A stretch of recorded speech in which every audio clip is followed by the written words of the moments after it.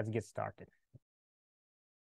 So today is our next topic, and we are considering decision trees and random forests as logical methods of classification.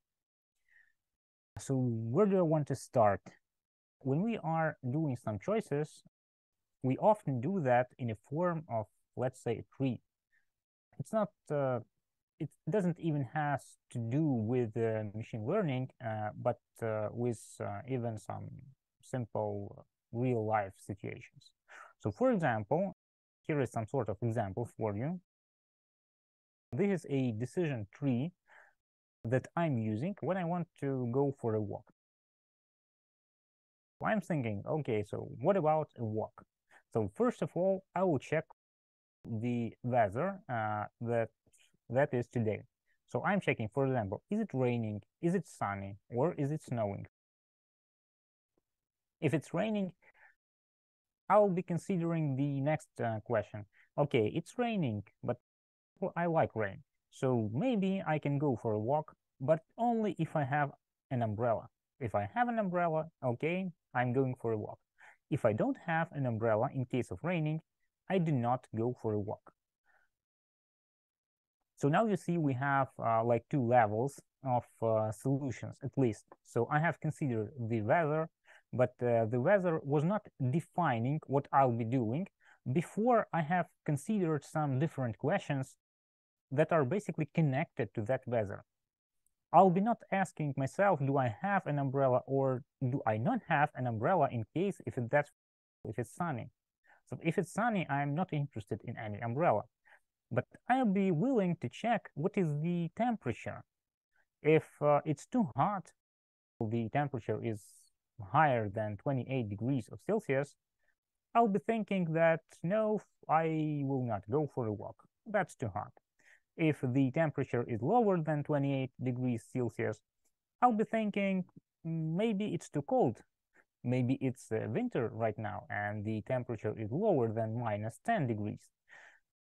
So in that case, I will not go for a walk as well.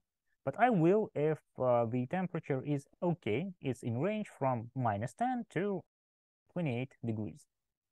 And of course, it may be the case that it's snowing. If it's snowing, I will not probably get into the situation when it's too hot. At least I haven't seen any snow when the temperature is higher than 28 degrees Celsius. Probably you didn't as well. But it may be still too cold. So probably I would like to consider if it's too cold or it's not. So here is my tree of choices that I'm using to decide whether I am going for a walk or not. So that's a perfect decision tree that I have in this case. As we will see throughout this lecture, machines are capable of constructing quite similar trees and performing some sort of decisions. And we will use that for classification. And I will show you some maybe small modification that allows us to use that for regression as well.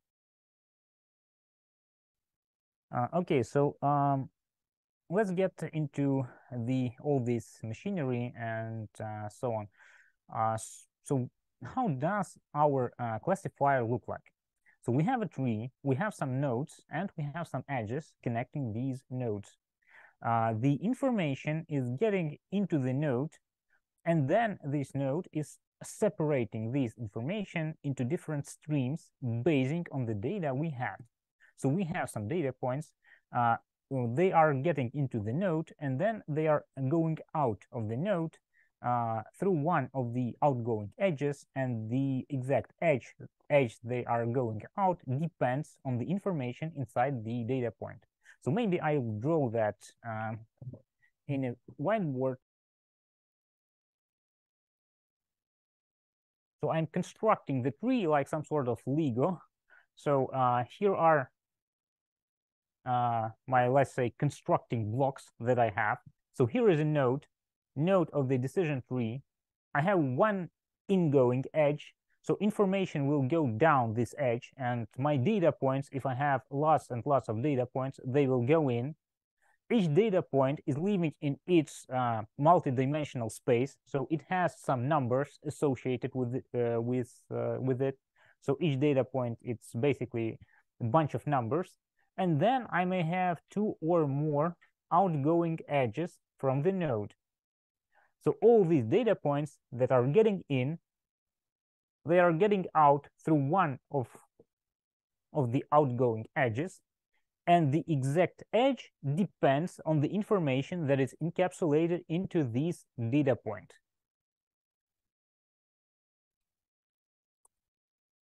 What that means? It means that we have some sort of predicate inside of this node that decides where does each point go to. What kind of predicates can we have? Let's say to like some examples. So depending on the situation, there may be different predicates. I will show you some more, let's say, concrete algorithms further, but you may want to consider, for example, following things. As a predicate, you may use some sort of conjunction of thresholds. So you have some sort of thresholds, let's say alpha and beta, and you are calculating some function on your data point. So your data point is multidimensional, it's a bunch of numbers. You are calculating some function, and you are expecting this function to fall into some range. If it falls into that range, we say that it should go out through edge number 1, let's say. If it's not going, then through edge number 2, and so on. You may use so-called syndrome rule. So, for example, you are checking whether at least one of the thresholds is violated. So, for example, if none is violated, you want this point to get out from node number 1. If anyone is violated, then through edge number 2, and so on and so forth. You can use, often at least, is used like checking whether they fall into some region, into some ball. We are specifying some predefined centers of these balls, and we want to measure distance from our data point to the center of this ball. And if it's lower than some value of some radius, we can say, well, this predicate works, and we want this point to get out through edge, let's say number 1. If not, through number 2. And so on and so forth. So we may use half planes to split our space and to separate points basing on that whether they are above some plane or that are below some plane. So there are many methods you can use, and basically you can construct a node that decides whether some incoming data point should go out through edge number 1, number 2, number 3, and so on, depending how many edges do you have. Okay, that's pretty okay, but what do we want at the end of the day? So we want to construct some sort of decision tree, and this decision tree we are planning to use for classification. So what we actually want from our nodes, if we are like running some points through that node, we wanted to separate them somehow depending on their class. So I mean, it has only information on features, but the result should be good for us in terms using it for classification. So for example, let me draw that as well.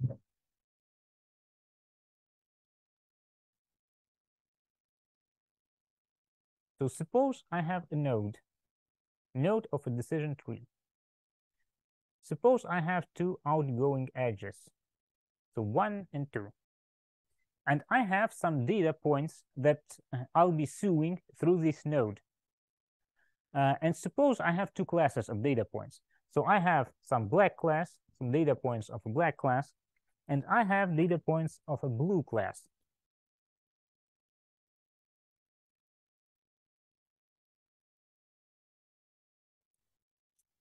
Of course, this node does not know which color each of these points has.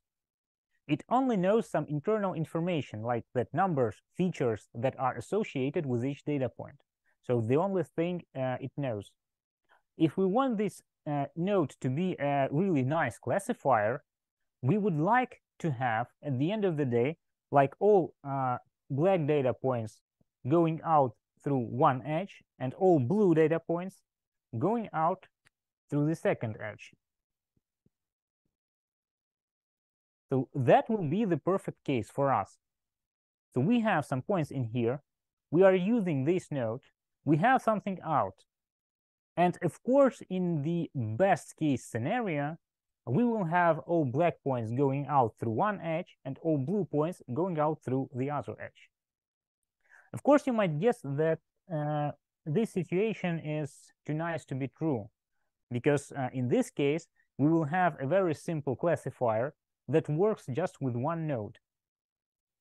So of course, that's too good to be true.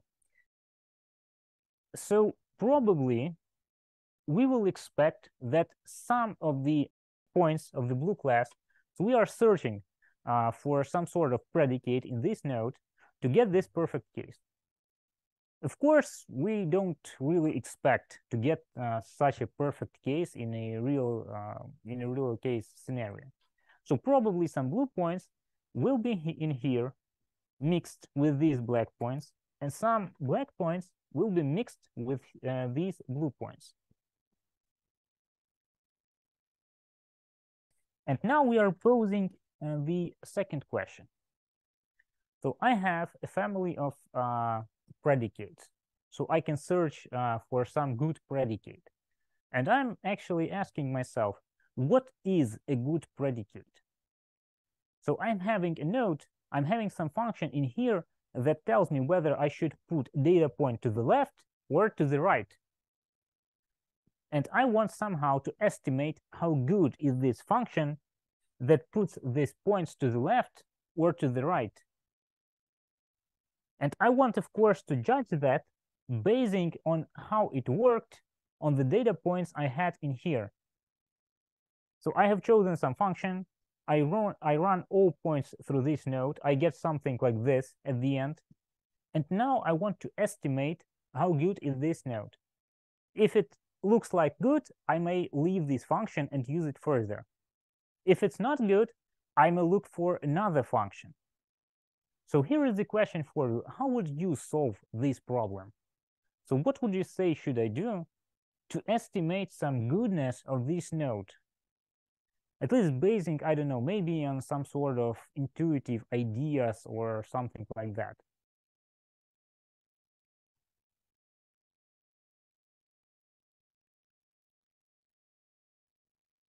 Maybe we can calculate some testing, but it's just like very basic cross validation. But what should we calculate for this cross-validation and so on? So when we are doing cross-validation, it's just a procedure of dropping some data into and then looking how good is the model. But that goodness was calculated for us in some way. So for classification, for example, we were calculating the percent of correctly classified and or something like that. So what should we do in this case? We should check whether we correct or incorrect. So sorting in this node classification. So the percent of correctly classified data points. Okay. Maybe any more ideas?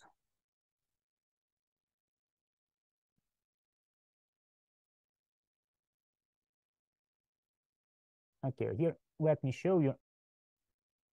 At least here is a list of few ideas that you might get, but that are not very well, let's say.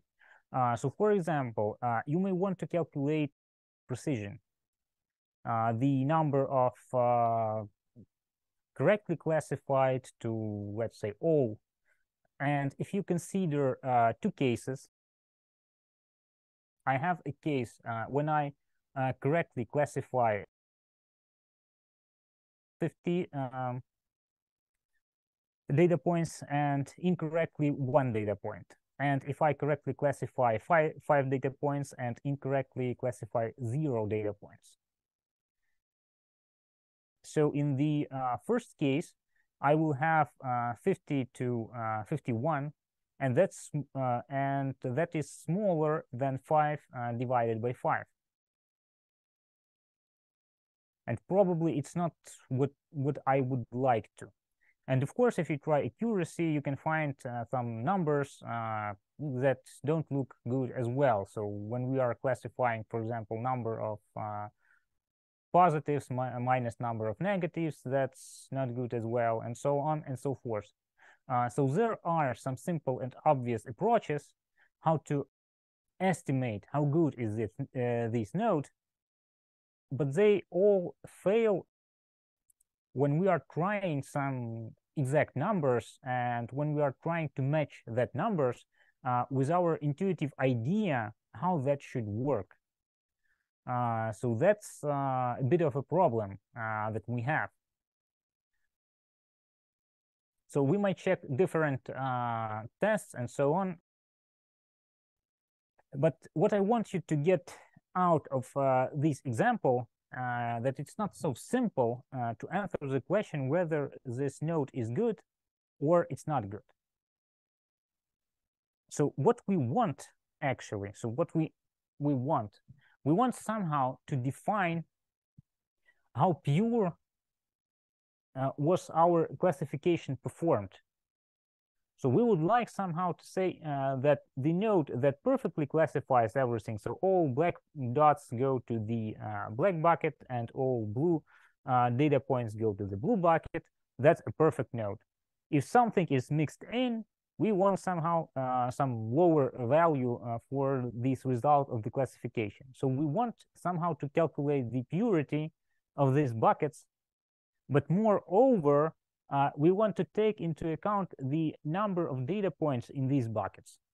Because what will happen if I will have, I don't know, one black data point classified in a black bucket and everything else in the blue bucket? Is it good or is it not? So probably it's not a good classifier.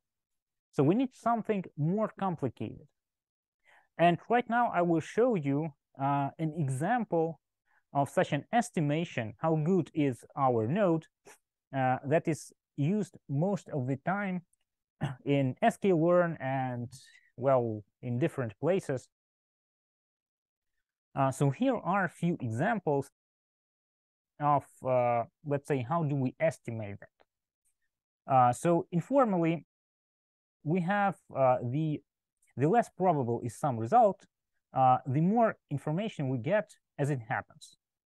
And there are 3 commonly used impurity measures that are used in binary decision trees. The entropy, here is the formula. Here I have a summation over G. G is basically the number of classes. So if I have 2 classes, I will have G equals, for example, 1 and 2. If I have 10 classes, I will get G running from 1 to 10. It's PG by logarithm from PG. Here, P is the probability of a positive case. Gini index, here we have it, 1 minus sum of squares. Or classification error. Classification error is quite rarely used. Probably I will show that to you in a moment why. But two other cases like entropy and Gini index, they are heavily used and they are used in sklearn. So if we look into sklearn, how does it build its decision trees, we will find entropy and Gini index in there. Moreover, there is a parameter in that functions that allows us to choose whether we want to use one or the other. So that's up to you. Okay, so here are a few examples. So entropy of a group in which all examples belong to the same class. It's -1 times logarithm 1 is equal to 0. So that's a case of pure group. If we have 50% in either class, we have entropy equal to 1. So basically, the entropy attempts to maximize the mutual information by constructing a equal probability node in the decision tree. And similar to entropy is the so-called Gini index. It's maximal if the classes are perfectly mixed. For example, here is Gini index for two classes, and we have 0.5 when they are equally probable, so 0.5 and 0.5. So here are like these examples, and what we want to get our pure results at the end, and of course we want them to be minimal. So when I'm telling that in machine learning we are always minimizing or maximizing something, in case of decision trees, we will minimize so-called information gain that basically implies using these parameters like entropy and Gini index and so on. Okay, so now let's get to information gain. So what we can do at this point? So we can estimate how good our features were separated when we are treating one bucket. So I have some buckets. I have their data points that get out from the node, and I can calculate for that bucket how pure are the results in that bucket. And now I want to collect everything into one like complex parameter that will encapsulate the idea of the goodness of the node. Why do I do that so complicated? Because depending on the data set I may have their different proportions of the classes and so on and so forth. So I want to take everything into account. So I want to take into account the incoming information, I want to take into account the outgoing information, and collect everything into one number that will somehow estimate for me how good is my node separating information.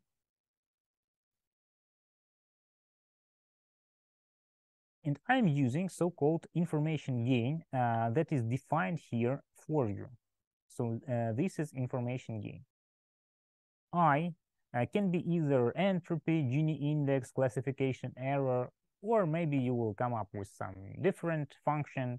So that depends on what you choose to use. In sklearn, you can use Gini index or entropy, and you can define that with certain parameter. So all these it's the data sets of the parent left and right child nodes. These DP were the data points that came into the node. So I have one incoming edge, and these are all the data points that came into the node. These are the data points that went out from the node through the left edge, and these are that went out from the node through the right edge. At the moment, I'm writing formulae for binary classifying nodes, but of course I can do that for more outgoing edges, so that will be okay. But let's stay with this. So this is the formula. And what we want is, using a decision algorithm, we start at the tree root, and we'll split the data on the feature that results in the maximal information gain. And we will repeat and repeat this splitting procedure at each child node down to the empty leaves. And this means that the samples at each node all belong to the same class. So when we finish, we end at the leaves, and we should see there all the samples belonging to one class. Of course, it can be a very deep tree that will definitely overfit our data, and we will perform some steps to, let's say, alleviate this problem. But the basic idea is like this. So now what I want you to get from this formula. So let me once again do some marks.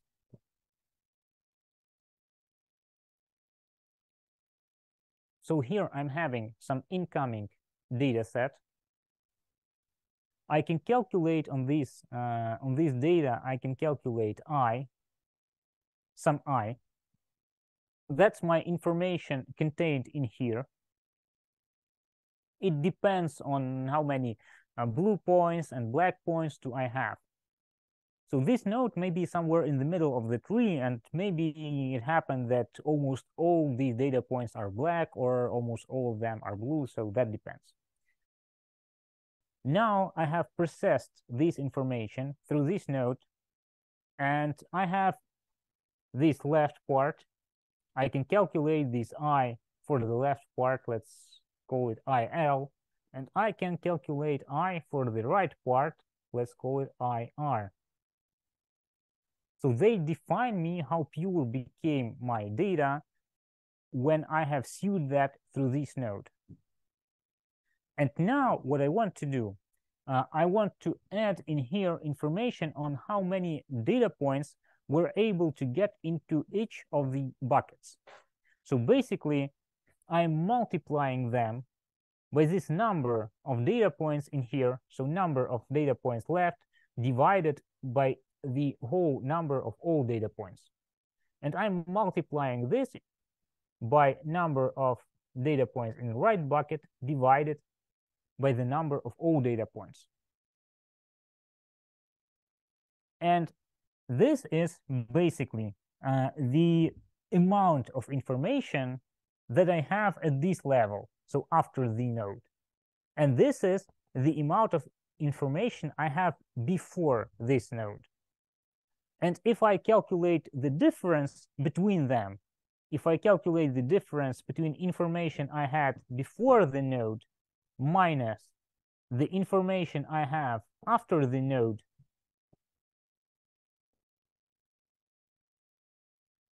I will get so-called information gain. So how much information did I gain when I use this node to separate my data points? And we will be concerned with performing mathematical optimization on this thing.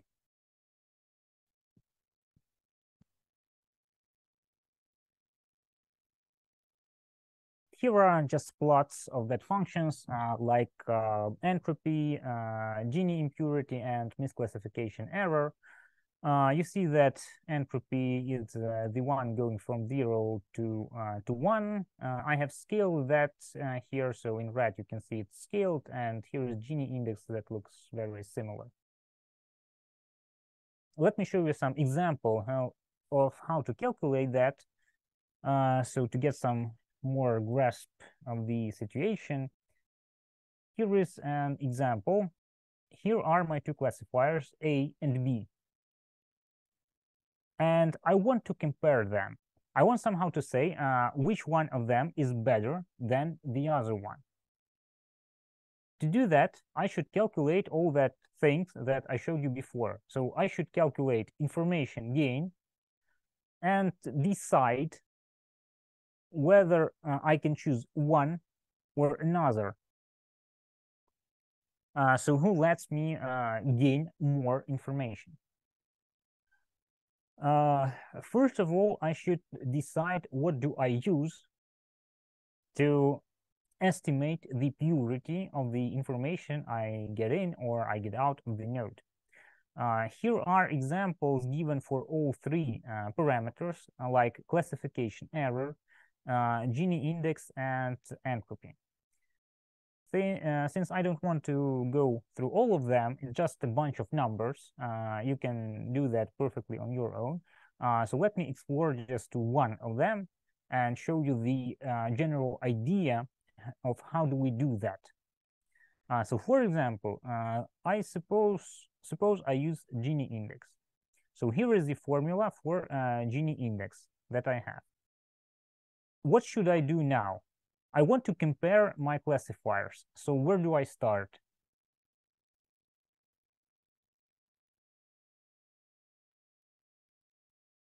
So I should calculate something for classifier A, something for classifier B, then compare those numbers I have calculated. And then I say, well, that classifier is better than this classifier.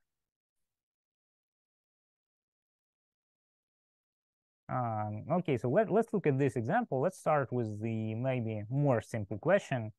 I want just you to feel like what are we doing for one node, and you will probably understand all the rest quite easily. But let's do that for one node. How do you think which of these nodes is better? So here is the node. Here is incoming information. Here is outgoing information. I have two classes, red and blue. In these nodes, inside there, sit some sort of predicates that separate this information. So these are some data points. So 40 data points of blue class, 40 data points of red class. They have some numbers inside of them, and I'm doing some sort of separation based on that numbers that there are. Maybe there is, I don't know, maybe the weather is specified inside the data points, and these classes, they mean whether I would like to go for a walk or not. So that may be the case. It doesn't really matter. But I need to have some methods of comparing these functions that I have put into that node to say which one is better. Because that's the way to construct some sort of optimization problem. If I can compare some things, I can basically find the best one, performing some sort of iterations and making it better, better, and better.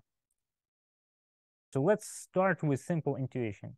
How do you think which one of these classification nodes is better? Second. Second. Yeah.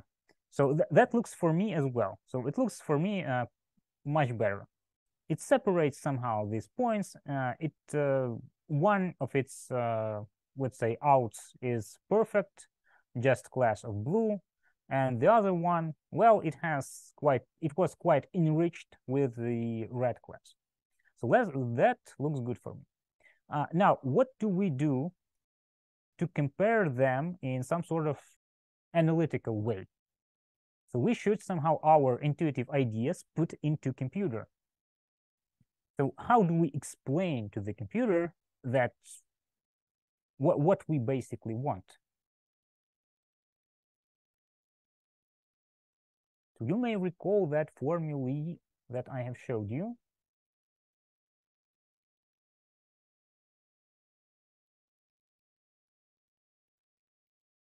Information gained? Yes, so we should calculate information gain for each of these nodes. And then we will see where do we have more information gain. So where the information gain is bigger. Okay, to calculate that information gain, which steps do I need to perform?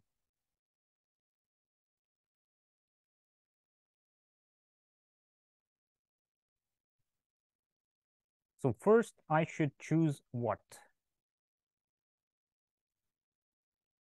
Function for calculating entropy or Gini index. Yes, you're right. So I need to choose some sort of function that defines me the purity of the information that I get in or I get out. So from classical, it may be like Gini index, it can be entropy, it can be classification error, despite it has its problems, or maybe you can come up with something quite different. So that may be. For example, suppose I'm choosing Gini index.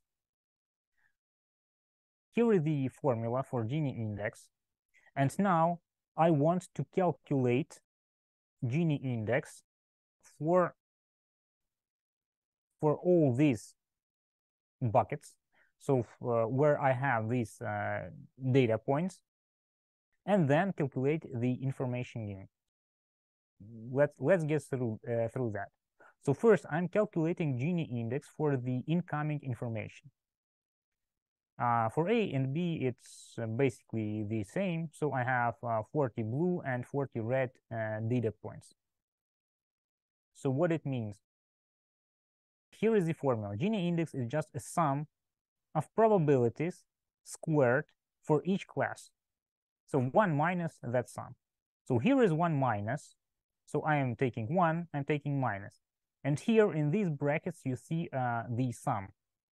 I have two classes, blue and red. That's why I have two numbers in these brackets. If I would have, I don't know, 100 classes, there would be 100 summoned in these brackets. And these are squared probabilities of belonging to some of these class. So for example, let this one be red class. I have 40 data points of a red class, and I have totally 80 data points. So 40 red plus 40 blue.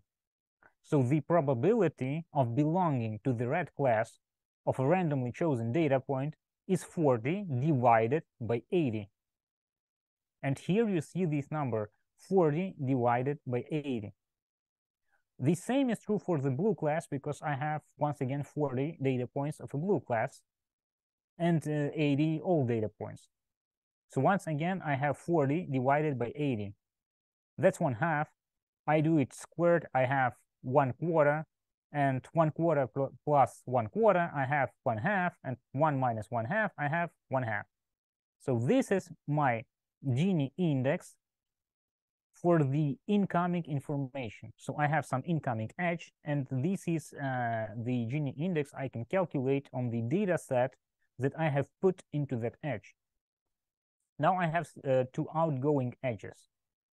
I should calculate Gini indices for each of them. So what will be Gini index for, let's say, this data?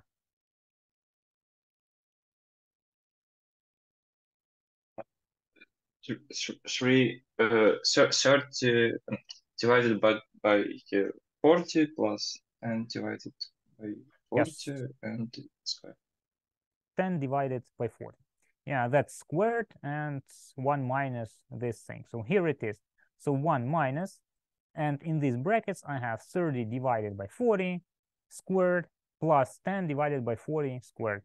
So that's 3/4 to the second power and 1/4 to the second power. Getting everything together, you get 3/8. The same thing we calculate for the right node. So once again, we have some numbers, we calculate that, we get something out. And now we are getting to calculating the information gain.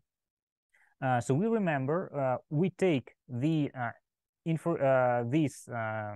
like number Gini index from the incoming edge. So here is the data set that was coming in, and I have these Gini indices from the outgoing edges. Here they are. Oops. But I am multiplying them.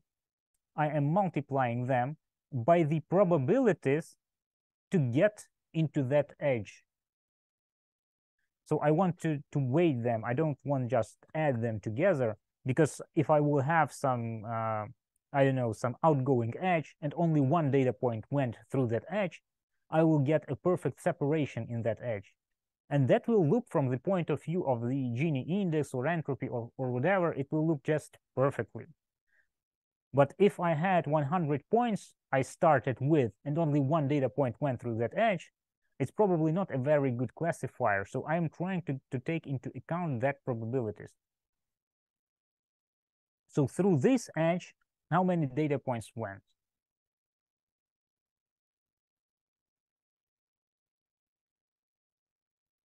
Yes, 40. 10 plus 30, I get 40 data points. And 40 data points I have in this edge. And the whole number of data points was 40 plus 40, that was 80. So I have 40 divided by 80, that's my probability to get to the left node, to the left edge, and this is the probability to get through the through the right edge. So multiplying everything together, I get some number, 0.125. That's what I get.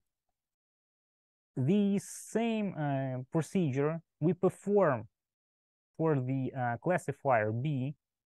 We do all the same, and at the end of the day, we get some information gain, and you see that information gain for B is 0.17. So that means that Gini index favors the split B.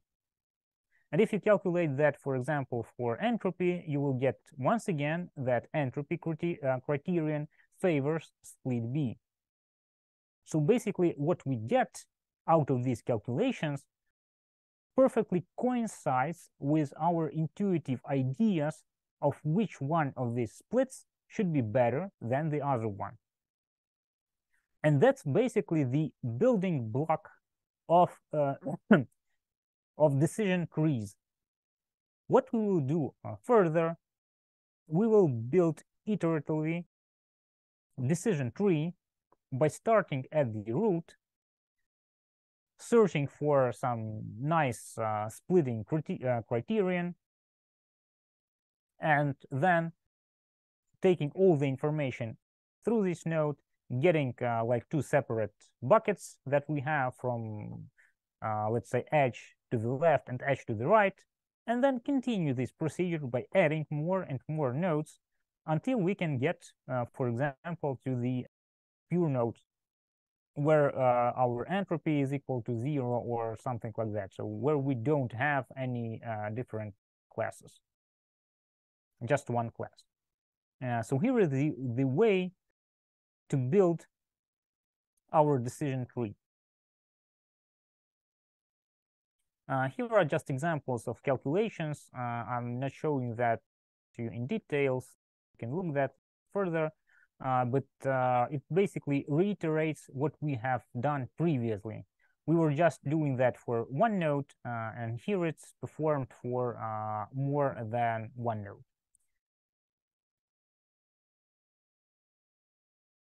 What do we do when we are creating decision trees? So I want to show you a few algorithms of creating decision trees, and we will just get step by step through these algorithms, and probably you will understand how to build that sort of trees. So what we do, we start at the root node as a parent node. We split it at some feature fi, and we are trying to minimize that impurity that we have in child nodes. So we are maximizing the information gain. We are assigning our training samples to the child nodes, and we are performing this procedure iteratively until we get some sort of pure node, or we hit some stopping criteria, and so on. Stopping rules may be different. So that may be like leaf nodes are pure, or we have some maximal depth defined for the tree. We may need that because trees are very, very prone to overfitting. So when we are creating a decision tree, it's very probable, so almost certain, that we will hit some overfit.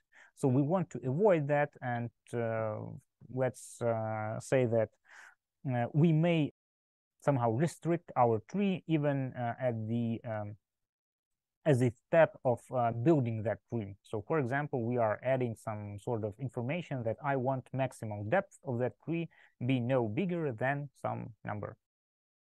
Or we can stop splitting when it does not lead to some more information gain. So we may set some threshold that we want to get some information gain, not less than some epsilon, for example. And if we are not gaining more information than that epsilon, we may want to stop splitting.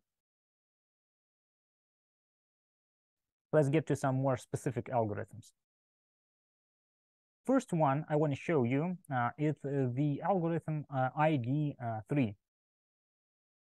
Iterative dichotomizer 3. Well, very strange name, but that's what we have.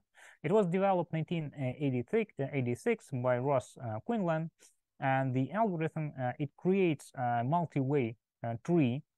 So we will have more than 2 outgoing edges in this tree. So we may have 3, 4, whatever you want.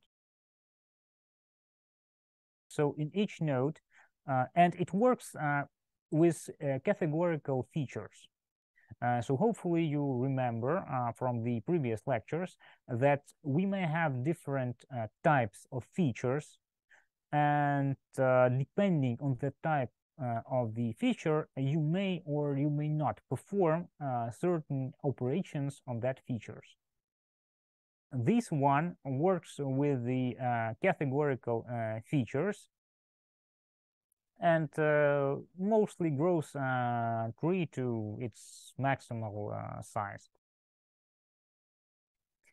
Okay, what I want you to show now is an example of this algorithm working, and what do we do with this algorithm just step by step. Here is my data set. So here is my data set, and you see my features. So that's outlook, that's temperature, humidity, wind, and here is my class. That's the decision whether I go for a walk or I do not. And I will be now performing a construction of the tree basing on this data set. You see that all features are categorical.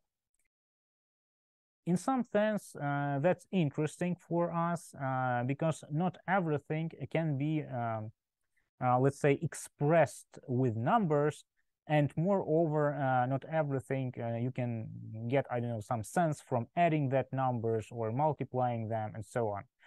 So sometimes we have categorical features, and it's really crucial to know which methods you may imply to that features and which you do not. So in case of decision trees, you can build at least this ID3. With the ID3 algorithm, you can build a decision tree on top of categorical features, and that will be perfectly okay. Let's get through that. So first of all, what do I do? How do you think? What should I do with this table?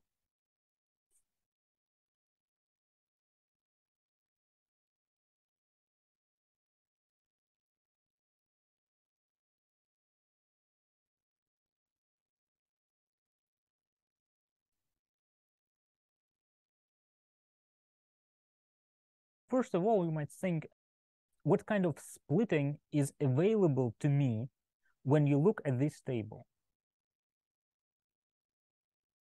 These are only categorical features, so I can split them in a node only by what? Categories? Yes, by some of the categories of a chosen feature. So I can choose a feature, I can split everything into categories which I have in that feature. So that's the only way I can build my node, at least the only reasonable way. And now what I want to do, I have different features in here, and I want to find some sort of node that does the best job. And we already know how to do that. So here's an example for you. So I'm taking feature number 1. This is my feature. Here is the node that I get. So I have a feature outlook. I have 3 outgoing edges, and each one of them contains one of the categories that I have. So it may be sunny, it may be overcast, it may be raining. That's okay. Now, what do I have? I have my incoming data, and I know to which classes my data points were belonging. So I know that at the input, I have 9 data points from class yes and 5 data points from class no. So I can already calculate some sort of, for example, Gini index or entropy or whatever. So I can calculate that at this point. Now I'm putting them through the node. Each data point is going through its edge, bathing on the value of the feature outlook. So I have all data points sunny in here, and so on and so forth. And I can calculate how many classes yes and no I have in each of these 3 buckets I have. and I can calculate Gini indices for them. And then I can collect everything together into the information gain criterion. So here is the calculation. So just reiterating that once again for you. So here is the dataset parent. Here it is, 9 and 5. Here I have a parameter Gini for that incoming edge. 1 minus sum of squares of the probabilities to belong to yes or to no. So 9 divided by 9 plus 5 and 5 divided by 9 plus 5. Dividing, doing squares, 1 minus that thing, and I get some number. Then I'm going here and I'm checking each of these outgoing edges that I have. And I calculate Gini criterion for each of them. For overcast, I see that I have a pure node, and as expected, I get 0. So that was perfectly expected. It's a pure node. I have Gini index for sunny, and I have some number. I have that for rainy. I have some number. And at the end of the day, I collect everything into information gain. Please note I have 3 classes. So here are my 3 numbers that I'm like subtracting from the Gini index for the parent. And these coefficients is the probability to get through each of the edges. So I have 2 and 3 here. So it's 2 plus 3 divided by 9 plus 5. So that's what I have, and so on. So at the end of the day, I get some number, 0.116. But I have checked just one feature. Let's check the other one. So let's check temperature. The same procedure, I'm performing this same procedure. So once again, I have some splitting node. It splits my information, and I calculate some number that expresses analytically how good does it split my information. I get some number, 0.019. I check humidity, I check wind. So I have checked everything. I got some numbers in here, and at the end of the day, I choose the one of these features that has what?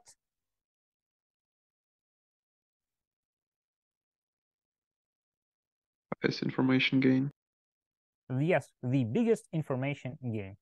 And if you check that, you will see that it was outlook. So at the outlook, we had the largest information gain. Now let's get to the next step. So here I have created one node. I know that I should separate my data with the help of the feature outlook. And now I want to proceed with constructing my tree. So here I have information in the outgoing nodes.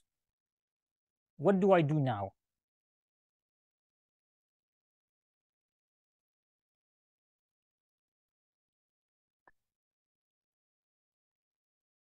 What should be my next steps in Probably use next the category next, to try to split information where information gain is not that good. I should, let's say so, I should recursively proceed with each of these outgoing edges. So I want to ask myself, do I want to live here and stay at that? Or do I want to create more splitting nodes? So I'm building a tree. So I have created one node here. It separates my information somehow. So it has separated that. Now I'm going to the level down and I'm checking each of these. And I'm asking myself, do I need to split that information more? If I do need, what can I do with that splitting? So just let's start left to right. So here is the leftmost. Okay, let's start with it. So I have some information here. All the data points here have the feature outlook equal to sunny. So this is only the part of my original data set that went through this node and was designated into this edge. And now I want to perform some further splitting. I'm doing what? I have still some features that are left, and I can use them to perform a further splitting. I can't use Outlook anymore. I have split with respect to Outlook, and they all have equal value for the Outlook, so there is no reason to check that further. But I have some more features, and I can check them. Maybe I can split with respect to them and get some better result. So here I'm trying to split with respect to temperature. Once again, I'm calculating all the Gini indices and so on. I'm getting some number. I'm trying to split that with respect to humidity. I'm getting some number. I'm trying to split that with respect to windiness. I'm getting some numbers. And at the end of the day, I'm doing some choice, which one I should use, and I'm staying with that choice. So humidity looks a really nice choice to do, because I have here two pure nodes, so everything is perfectly split, and there is no reason to do anything down here. If I had some mixture of classes in some of these nodes or in both of them, I will go once again down to that nodes. I will have even smaller sub-data set, because I have fixed, at that point, I will have two features fixed, and I will try to split once again with respect to some features that are left. But I don't have that, so I'm going back to this level, and I'm considering different edges that I had from Outlook. Do I need to split something there? This one is, once again, it's pure. So for class yes, 0, class no. So there's no need to split anything here. So doing nothing. Okay, going to this part. Here I have some mixture of classes, so I may want to split that further. Here is my sub-data set that I get. In this node, everything I will have will belong to the Outlook rainy. So I have rain. So this feature is basically out of consideration because it's just fixed.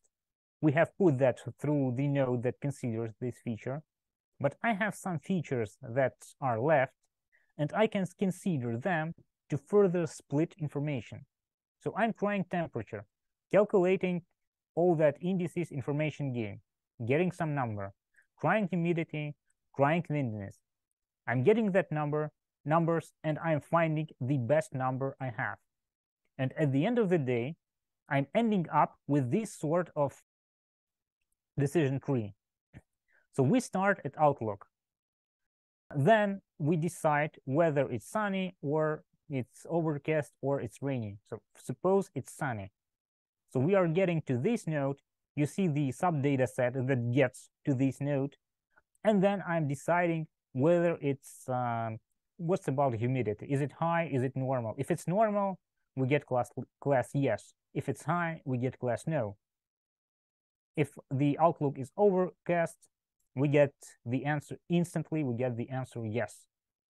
If it's raining, I'm trying to check whether there is a wind. If there is strong wind, I don't want to get anywhere. If there's no strong wind, then I want to go out. So here is my decision tree that I ended up building with this ID3 algorithm.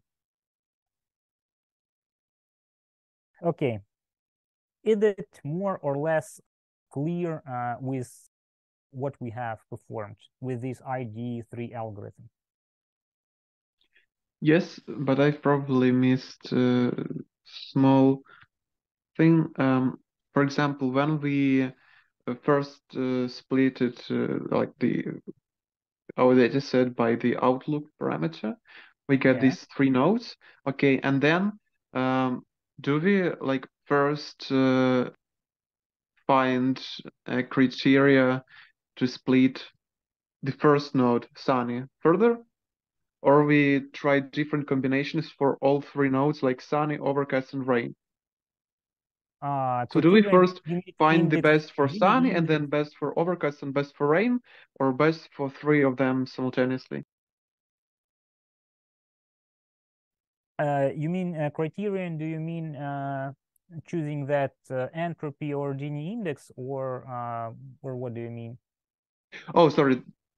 There is no criteria. We just I've confused it with the previous, like the classical decision tree. There is no procedure. We just split by the value for that field, like outlook.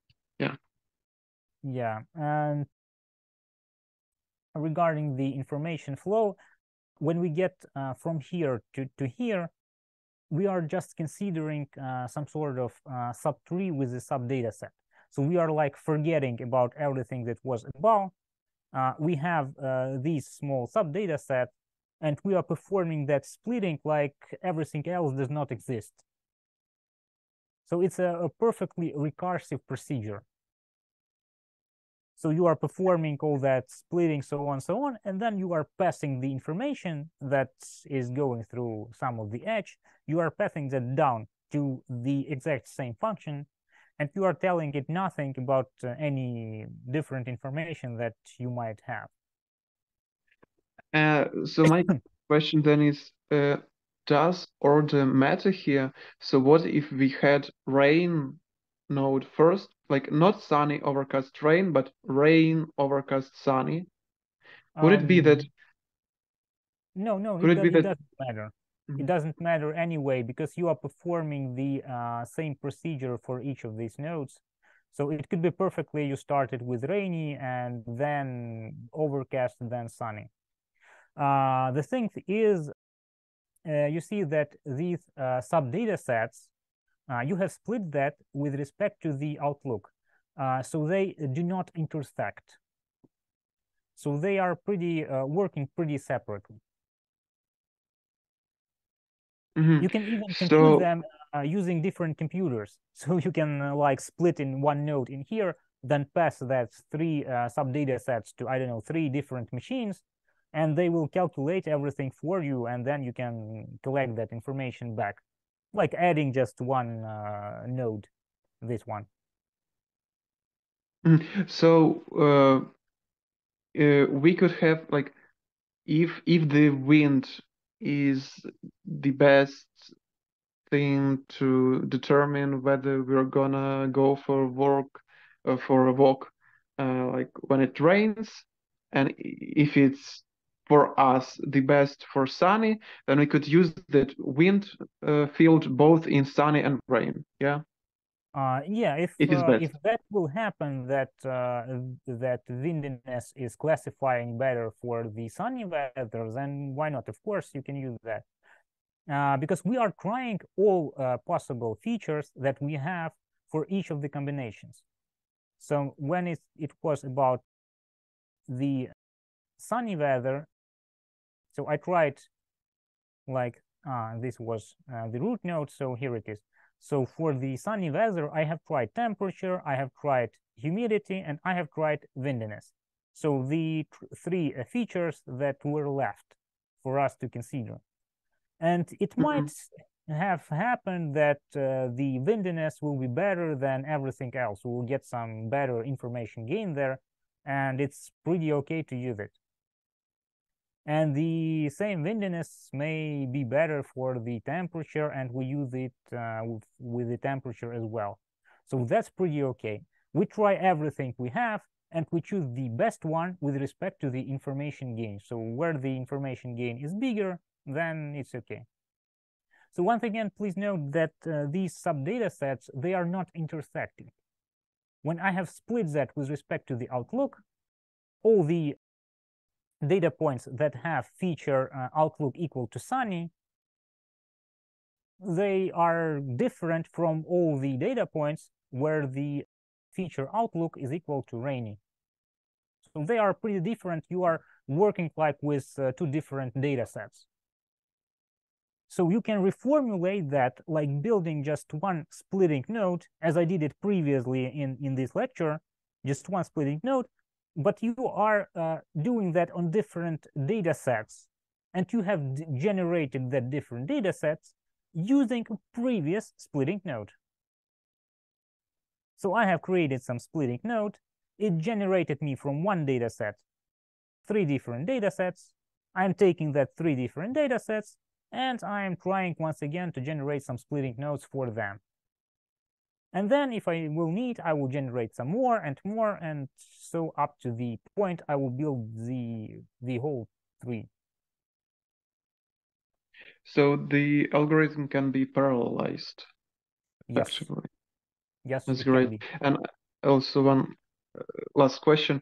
What if we take not the node with highest information gain, but for example, like with, for example, median or mean information gain? Will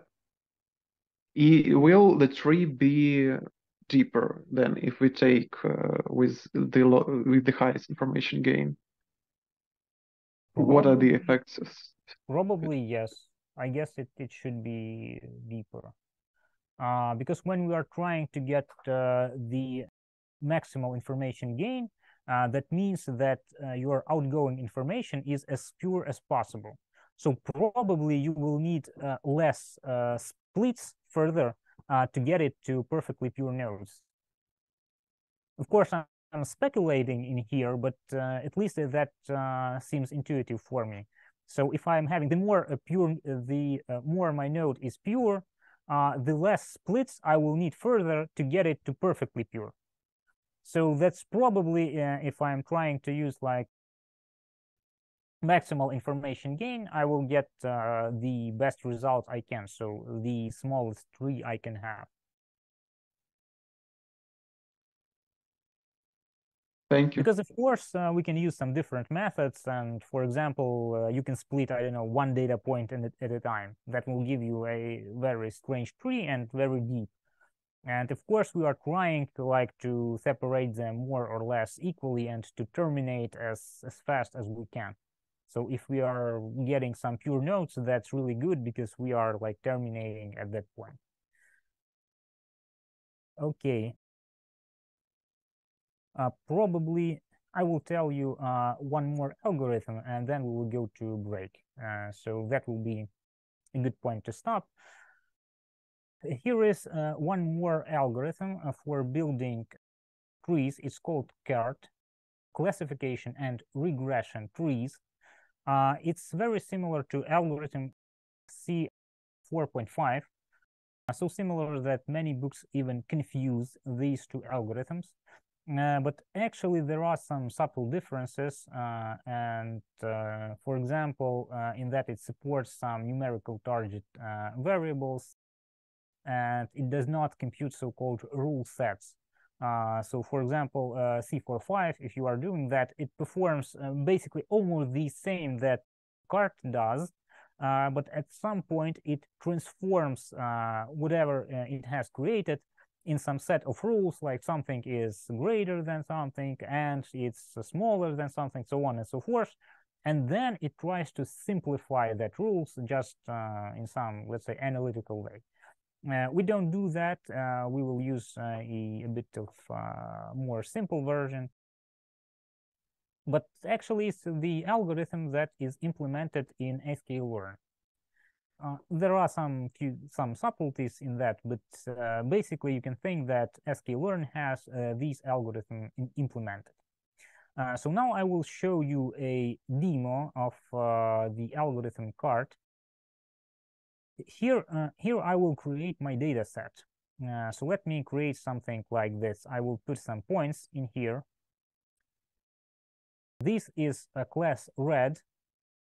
The two coordinates that you see, it's two features. So before we were working with some sort of categorical features. In here, I'm representing features with some real numbers. So I'm expecting that my features can be numeric at this point. So maybe it's some good feature. They are so good as to be a ratio or something like that. So at least ordinal features. And here I'm putting some blue data points. So here I have. Now what do? I have two features in here, so feature X and feature Y. And what this algorithm does, it tries to split first feature X, then feature Y, and it tries to get some sort of information gain, the maximal information gain that it can. So here I'm trying different positions for split. So I'm trying feature X. I'm trying to split my points at different positions so that my predicates for the node, this is my node, it performs some sort of splitting of my data set. And how do you think, how does the predicate for this node look like? So what are the predicates that we are working with in this algorithm? We're checking if X bigger or less than some value like Yes. 0.5. Yes, absolutely correct. So we are using predicates like X is greater than some parameter A or X is bigger than some parameter A. So one data points are going left node, the other data points are going right node. And you can see in here in our demo that to the left, I have data points that are these ones that are less than some value I have chosen with this parameter line. And to the right are all the rest. Here are percents, how many data points are going to the left and to the right. And here you see values for Gini index and entropy for these three. It's not like you need both of them, but I just put them into the demo so you can see for at least two examples of these indices. So I'm trying different parameters and I'm getting different information gain at this node. I guess I started forgetting. I think this is the information gain calculated for Gini indices and for the entropy. Now I guess these are the numbers. So I'm trying to find some place where do I put this separator in such a way that I get the best information gain. And I can do the same for the feature Y. I can once again test different places and check what do I get at the end of the day.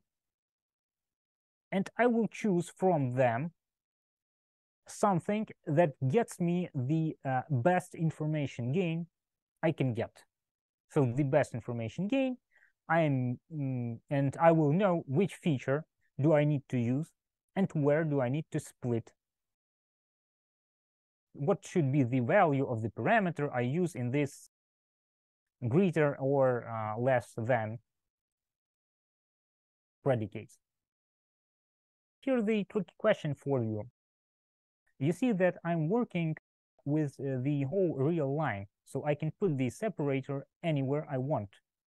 There is an uncountable amount of numbers on the real line. How can I choose the position of the separator in a finite amount of time if I have so many numbers? How do I do that? We should use axis which we have of points of those points and kind of split project all points on x-axis and just choose points between those points which we projected. Yes, absolutely correct. So we can project all these points on the x-axis. So on our feature X, we have the whole bunch of projections in here, and we can just probe like in between that projections. Because right now my line, my separating line is between these 2 points or between their projections. And if I do a tiny nudge to this line, I'm just changing that a little bit. You see that nothing changes. Entropy, Gini index, everything stays the same. Because the number of points that are to the left and to the right, they didn't change. We have the same number of points, the same number of classes, so on and so forth. So here, how it looks like.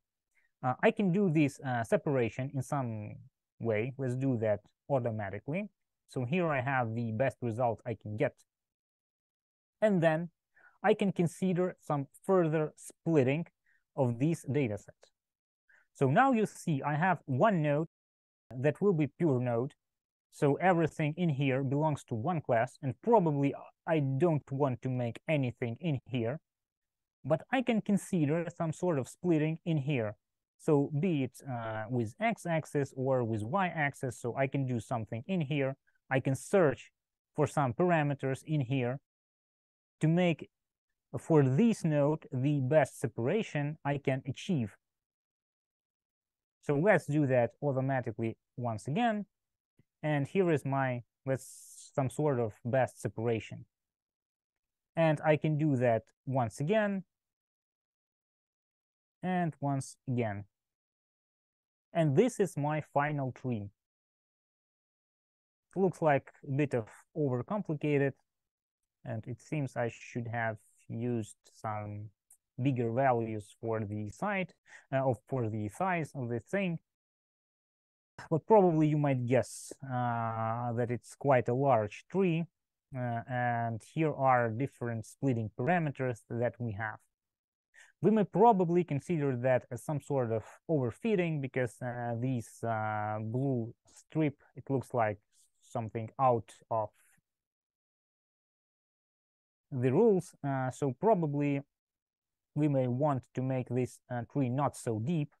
And I will think about some sort of pruning this tree by removing some of the deepest nodes. For example, I remove this one and I say, let it be this way, or I remove this one and say, let it be this way. So let's make this tree more simple.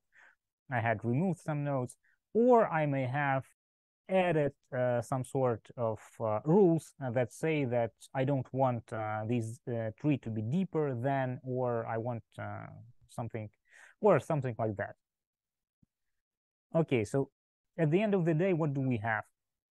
So card tree, it has its own advantages and its own disadvantages. Regarding advantages, so decision trees, they are inherently capable of performing the multi-class classification. I'm showing that for you just with 2 classes, but you can perfectly guess that I can do the same thing with, I don't know, with 100 classes. What changes? Basically nothing. We are just calculating all that Gini indices, so on and so forth. We will have some more summons in the Gini indices, but that's the only thing that basically changes. Everything stays the same. So they inherently are capable of classifying many, many classes. Please note this property because which classifier we have studied, and it is inherently two classes classifier, and we had some troubles with that. Can you recall support vector machines? Yes, support vector machines. So support vector machine is inherently a binary classifier. You can nothing do with that. When we were trying to do something with many classes, we are basically implying a number of support vector machines, and they all were performing some sort of classification, and we were trying to build something on top of that results. But that was the problem. Tree is inherently a multi-class classifier. You don't have that problem. You want 100 classes, please. You want 1,000 classes, no problem. Okay, they provide you with more or less interpretable models, at least in some cases. Why? Because their classifiers are really simple.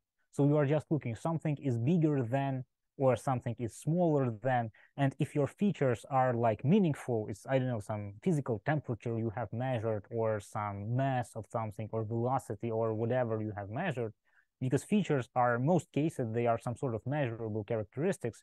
So probably you can find some meaning to that features and to that splitting conditions. And they may hint you, well, to some ideas.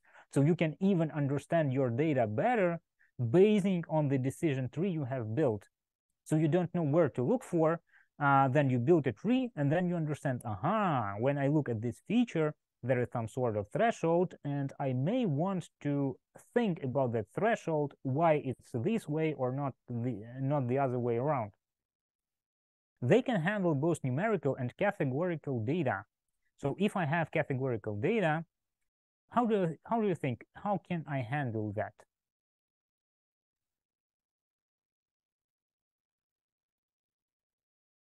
So categorical data is not expressed with some sort of numbers. It's most cases something, I don't know, tall and small, I don't know, light and heavy.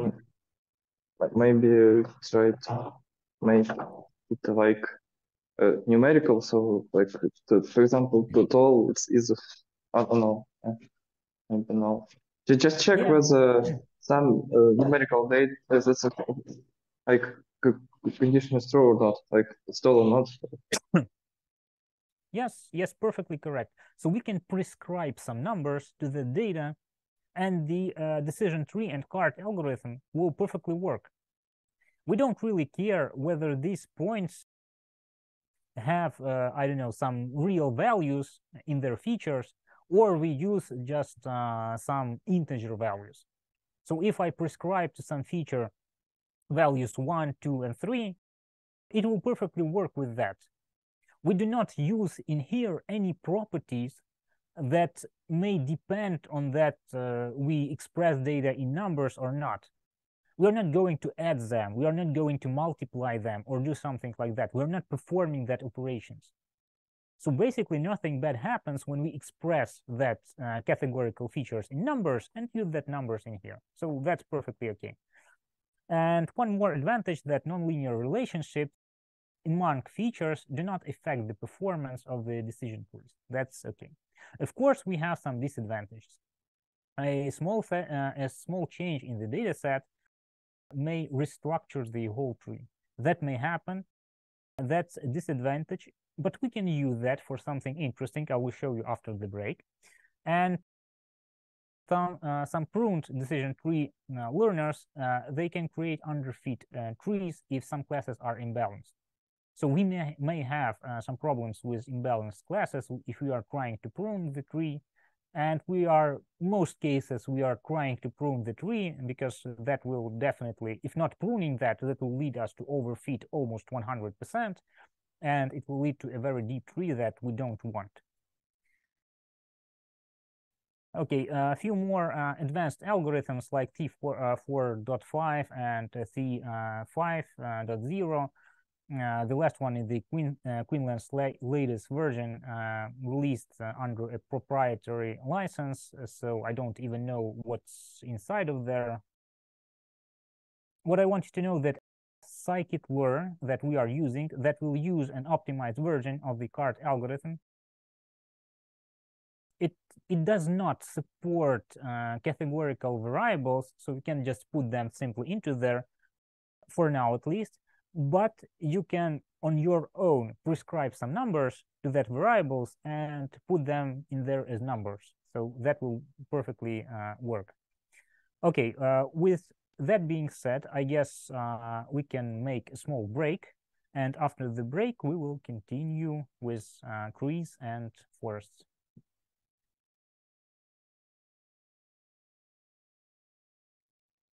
Okay. So at this point, we know how to construct a decision tree. At least we know 2 algorithms to construct a decision tree, and that's okay.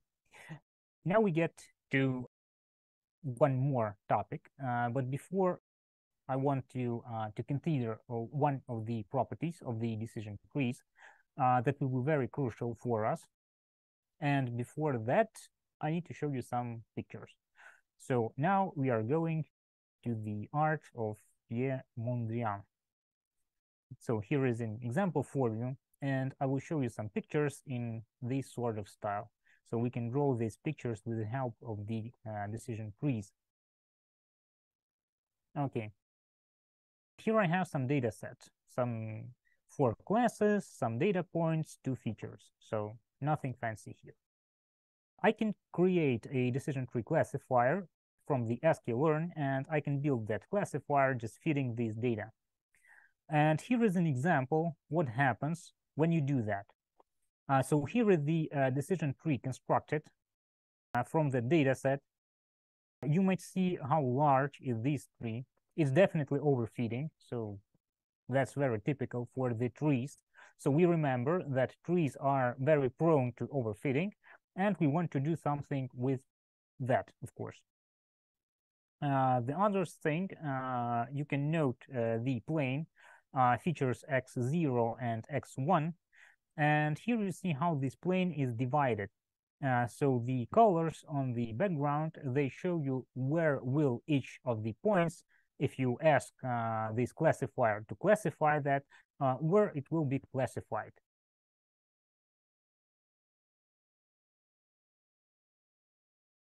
Now what I want to show you to get some better feeling of the trees. We can build trees with different depths. So here is an example of the tree, and I'm adding to the depth of this tree, and I'm considering each of the trees I have constructed. So here is the one. I have stopped my tree construction at the depth 1. So I have just one node, and this node is separating my data into two subnodes to the left and to the right. Here I'm trying to make depth 2, 3, 4, 5, 6, and 7. So you might see how everything changes in here, how my classification changes depending on the depth of the tree. Moreover, you can see how accuracy changes. So the percent of correctly classified points depending on the depth of the tree. So only 47% with depth 1, 71 with depth 2, and then we are quickly getting to 90 something, and it stays there when we are increasing and increasing our depth of the tree. Please note this accuracy. If we will proceed this way further, we will eventually get to 100%. So we will get pure nodes at the end. We will get a very heavy overfitting, but we will get accuracy 100% on the test set, of course. If you perform some validation, you will probably get not so bright results. Here is an example for you how to use the tree. I'm just showing you as an example, so you can play with that a bit later. Hopefully it starts, because sometimes when we have problems with internet, it does not. So here are two classes. Let's add, I don't know, some more in here. And I am invoking decision tree, and I'm getting some results. So here is depth 1. Here is, well, it's basically everything, because with depth 1, I have a perfect separation. Okay, let's make a little bit more complicated data set. Let's put some points in here, and in here.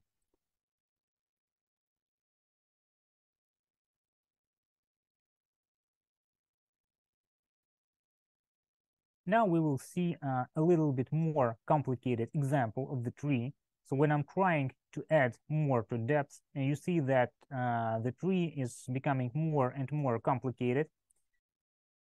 Okay, something probably went wrong in here. Yeah. Something changed, and now this image is not fitting well. Okay. But the thing I wanted to show you the most is what will happen if I will set just 4 points like this.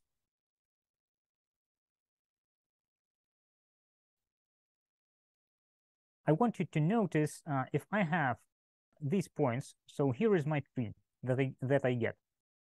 Now let me take one data point and just make a tiny nudge to the data point. I'm just slightly moving it, and I'm recalculating my decision tree. And you see how drastically my decision tree has changed. So this data point was moved just a little bit. So I'm moving that again, just a little bit, moving that to the up. I'm reconstructing my decision tree, and that reconstructs into a very different decision tree. So I want you to notice that. So small changes in the data set may imply a very big changes in the structure of the tree. So we will use that. And here here are different trees that I'm creating them on some sort of data set, and you see that I can get a very, very different decision trees on the almost the same data set. And they are very, very heavily overfitting. Okay. To get rid of the overfitting, we can set some sort of constraints on the tree size. So we can provide some minimum number of samples for a node split. We can deploy the minimum number of samples for a terminal node. So we don't want, I don't know, one sample in the leaf. So we want there, for example, 10 or 100 samples. So depending on the size of the data set we have, we can allow some maximum depth of the tree. So I don't want more than 5 levels or 10 levels or something like that. The maximum number of terminal nodes, that basically depends on the height of the tree, but you may have some smaller number of nodes if your tree is, let's say, unbalanced. Or you can consider some maximum number of features to consider for splitting and so on. Or you can perform tree pruning to get rid of that heavily overfitting of the tree. That's basically a technique in machine learning that reduces size of decision trees by removing sections of the tree. Of course, it reduces the complexity of the final classifiers that you have, and hence it improves the predictive accuracy by the reduction of overfitting. You can do that basically in 2 ways. So one way is called pre-pruning. That means that I'm setting some sort of rules or some restrictions before I'm starting to build my tree, and I'm trying to keep in a line with these restrictions. So I'm setting some sort of thresholds. I'm saying I don't want my tree to be too tall. I want some restrictions on my Gini index or on my entropy and so on and so forth. So you are restricting that with threshold. Or it may be so-called post-pruning. So I may say, okay, I build the tree up to the end, so deep as I can. At the end, I get pure nodes. And then I'm taking this large tree and I'm saying, let me remove something from this tree that looks more or less reasonable for me to remove. So I'm allowing the tree to grow to its full potential, and then I'm pruning the tree at each level, maybe calculating some sort of cross-validation accuracy at each level. So I'm checking at each level how good is my tree, and I'm made to say, well, let me stop somewhere. So in the previous example, you saw that I had a tree, I was adding some levels. At some point, I had only 40%, then I had some 70%, and then I got to 95%. And then this accuracy was growing very, very slowly. So probably I may want to prune my tree at the level when I get that 90-something% and say, well, that's okay. Or I may perform so-called cost complexity pruning. That's a minimization of the cost complexity function that is for some reason not rendered correctly in here. And who knows why. Okay, for some reason that does not work. Let me try to fix that quickly. If not, no, it's not fixable. Okay. So something wrong with the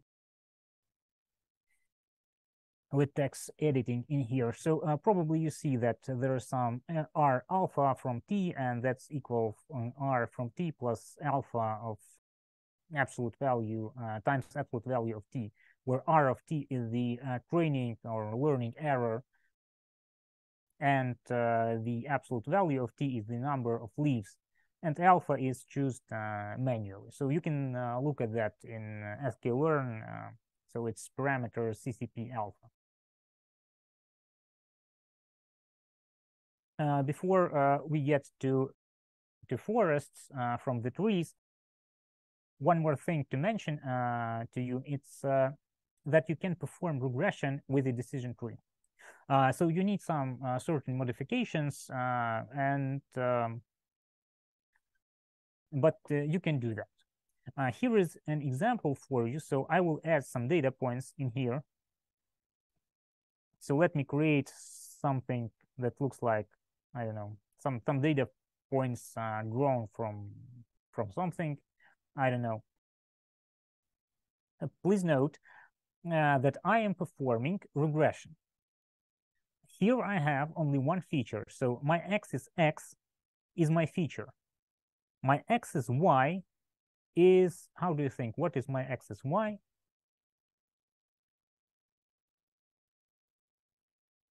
Regression problem. That's my class, yeah? So in case of classification, I have discrete classes. I mark them mostly by some colors or something like that. In case of regression, I have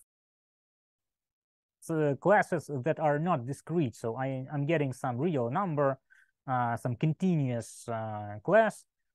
And here I express that with the axis Y. So here is my class Y, and here is my feature X.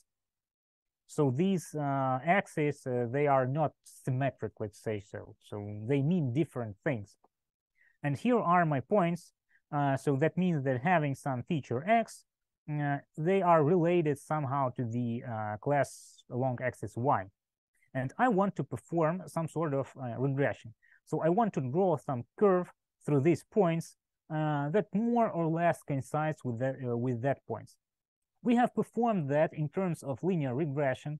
So probably you might think, well, we may choose some nice bases, I don't know, some sines and cosines, for example, and I may find some linear combination of that sines that gives me more or less like this. And right now I'm doing something similar with the decision tree. So how can I approximate these points with the most, let's say, simple way? So this simple approximation for these points that come to your mind, the most coarse approximation that you might even get. No idea? Maybe a constant. Yes, a constant.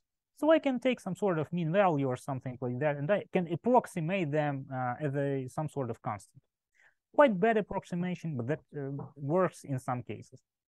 If I want to make some better approximation, I can split my X into two parts. That splits my data set, as you see right now, it splits my data sets into two parts with respect to the feature X. And I can approximate each of these two parts with some sort of constant on its own.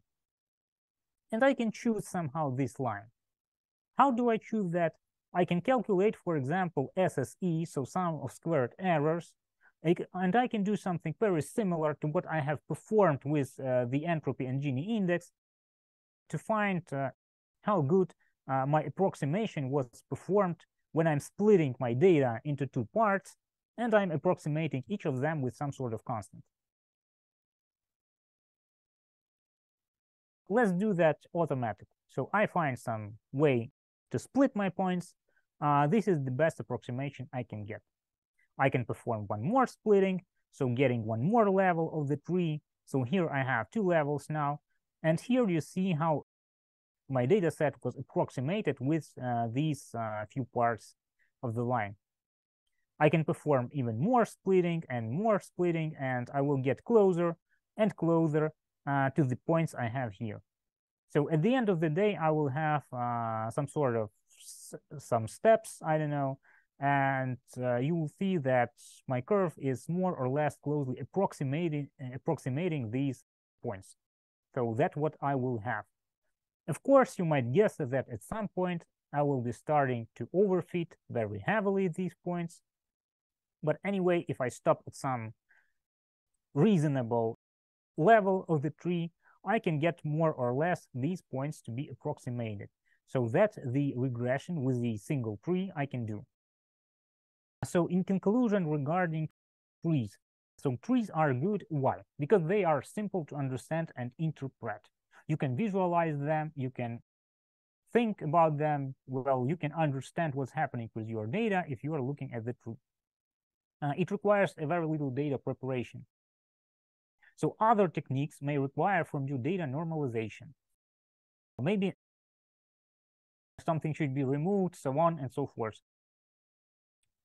But for the trees, you don't need that. You can use the tree on the data you already have.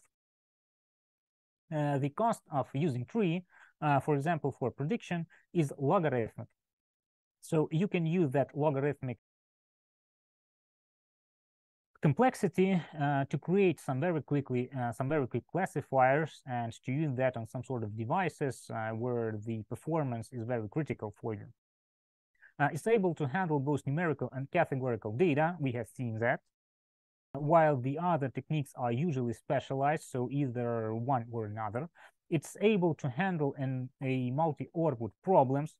It has some sort of multi-class classification is inherent to the tree, so you can perform that out of the box. It uses so-called white box model, so you can look into that tree and understand what's happening in there. It's possible to validate a model using statistical tests. It's quite easy, and it performs well even if some assumptions are somewhat violated by the true model of the data. Of course, there are some minuses to the decision trees. So decision tree learners can create over-complex trees that do not generalize data well, so it's really prone to overfitting, so that's a big problem. Decision trees are unstable. I have shown to you that small changes in the data set, I just made a tiny nudge to one point, and decision tree has changed drastically, so everything changed. That's a problem. So probably you don't want that for some sort of good classifier. And the problem of learning an optimal decision tree is known to be NP-complete. So what I have shown you is some sort of approximation. So yes, we are training some tree, we are getting some tree. But if you are posing the question, can I think of some sort of comparisons and so on to make my tree as small as possible, that will be an NP-complete hard problem. So in many cases, you will see that all these methods of sklearn and so on and so forth, they are creating non-optimal decision trees. So maybe just looking at them, at the data set you have, you may find some better decision tree that is smaller, and and that's why it's better. Of course, there are some concepts that are hard to learn for the decision tree. If I'm using CART algorithm, you can think about so-called XOR data set. That's basically what I have shown to you. Yeah, we have a red data point, two red blobs of data points on the diagonal, and two blue data points on the diagonal. And it's really hard for the decision tree to learn these sort of patterns. So you can't easily express that. And of course, decision tree learners can create biased trees if some classes dominate. It's really recommended to balance the data sets before feeding it with the decision tree. Well, of course, balancing data set is a good idea anyway, but regarding decision tree, it's a good idea as well. Okay, so now we know some pluses and minuses of the decision trees, and now we will try to use what's interesting. We will try to use some sort of minuses to get something more interesting, some better classifiers from our trees. So let's get to ensembles of estimators and random forest. And there is an interesting idea behind all this. It seems like having some sort of so-called weak estimators or weak classifiers that are performing not quite well, let's say, that are probably unstable or overfitting or doing some bad things. You can collect them in some new entity. You can create some collection of them, and this collection will perform much better than each of the individual classifiers that you have. And we know at least few methods of collecting weak classifiers into one such entity, into one such ensemble. And they are like bagging, boosting, and stacking. So that's the three ways we have. And I want to consider with you at least few of the methods and show you where do they lead us to.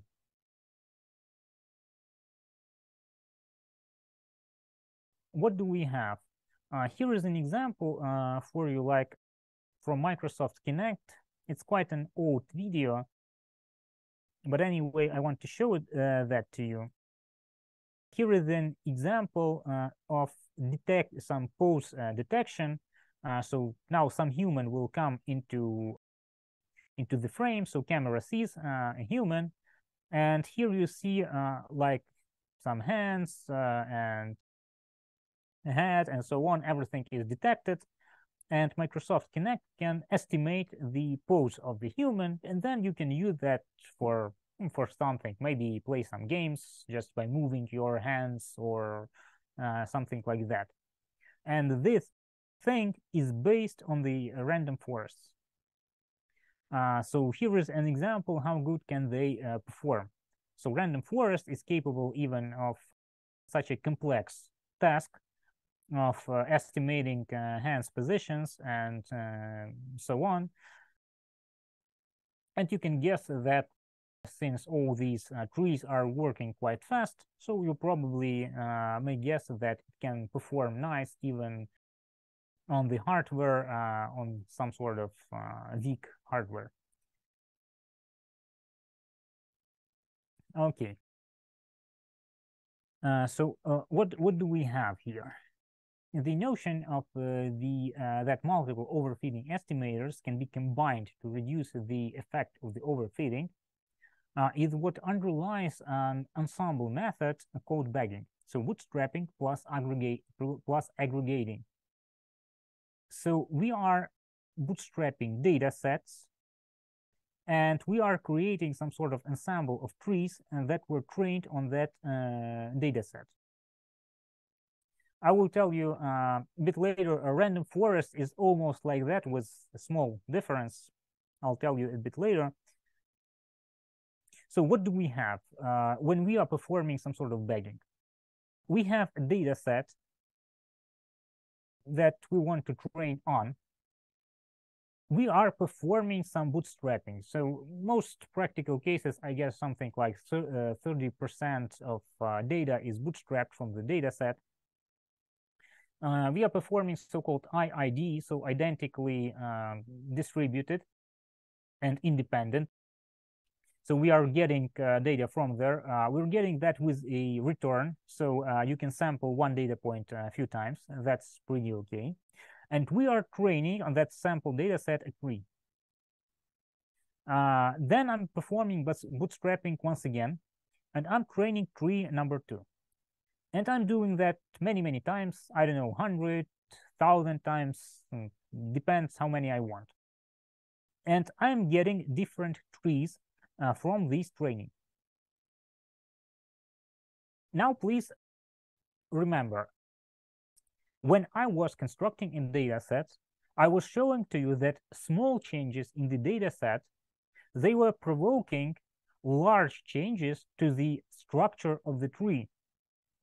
Here, I have consciously bootstrapped some sub-data sets. So in some sense, I have some sort of different data sets, and I have trained each tree on its own data sets. What do I expect from these trees? Do I expect their structure to be similar or quite different? How do you think?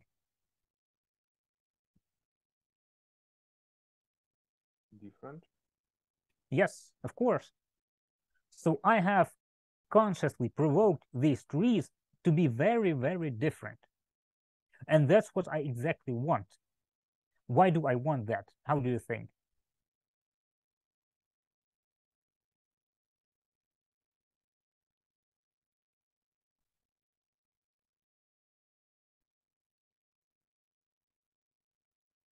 So the general idea large numbers.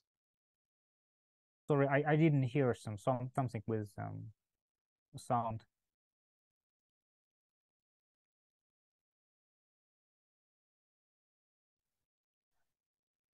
I guess some connection problems. I don't hear. Okay, so the general idea is that when I will get all these trees, and when I will try to perform some sort of classification, I will put my sample through each of these trees. I will get some answer from each of these trees, and then I will perform some sort of voting. So my trees will vote, do I need to classify this sample as a class 1, as a class 2, as a class 100, and so on. So I will perform some voting. And the question is, why do I think that different structures of these trees is beneficial for that voting?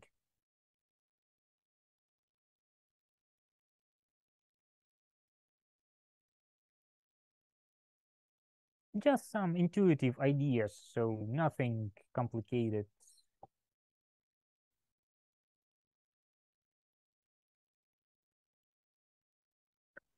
Probably, is it a law of large numbers which could like work where there's a lot of randomness and it kind of helps? I don't know. Okay, let's Kind of like neural net, but with one layer and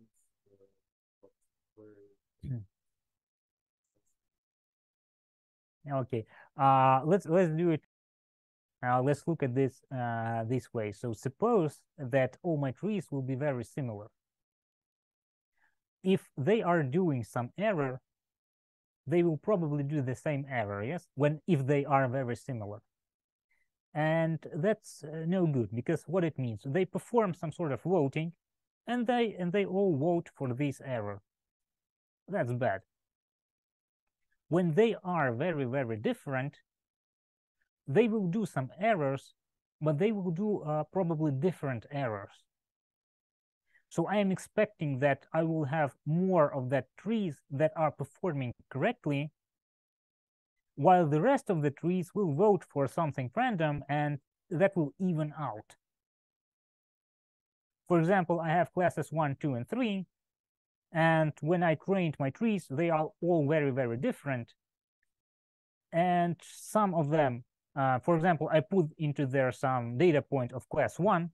Some of them correctly classify that as class 1, while the rest of the trees incorrectly classify some as class 2, some as class 3. And when I'm performing that voting, it may be the case that the number of trees that voted for the class 1 is bigger than the number of trees that voted for the class 2, and is bigger than the number of trees voted for the class 3.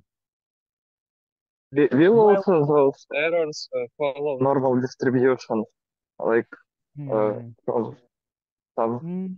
Maybe. I don't know actually, so I can't tell that off the top of my head. So maybe yes. It's hard to say. That basically depends. What do you mean by that distribution? Because if you have some sort of discrete classes, 1, 2, 3, you can build on top of that some normal distribution, because normal distribution implies that you have some continuous variable that you are connected to. So here maybe some sort of, I don't know, binomial distribution, so something discrete. But I can tell you which one, I don't know. So the main idea is that if all my trees are very different, I'm expecting that trees that are doing something wrong, they will do that wrong in different manners. And that different manners, they will even out, and they will be overwhelmed by the trees that are performing correctly. So that's what I expect from all these trees. If that could happen, that they all are very similar, they will make mistakes in the same places. And that will overwhelm the correct things. I don't want that. I want them to make different mistakes, and then they will be probably overwhelmed with the trees that are performing right. And I want you to tell that this idea of collecting different classifiers is not restricted to trees only. You can use very different weak classifiers and collect everything together into one bag and make this bagging. And that will be still okay. So not only trees, so you can do something different. In practice, yes, it's mostly trees, but you are not restricted. You can come up with some sort of better idea and collect something else. Now here's a tricky question for you. How do you think, will the support vector machines be a good classifiers for bagging? What do you say? So I'm trying to switch trees for support vector machines. Is it a good idea or it's a bad idea? I Probably don't think better. that would help because they're quite similar in their outcomes. Trees are different. Yes, you're right. They are very similar, so they do not change very much when I am changing something in the data set.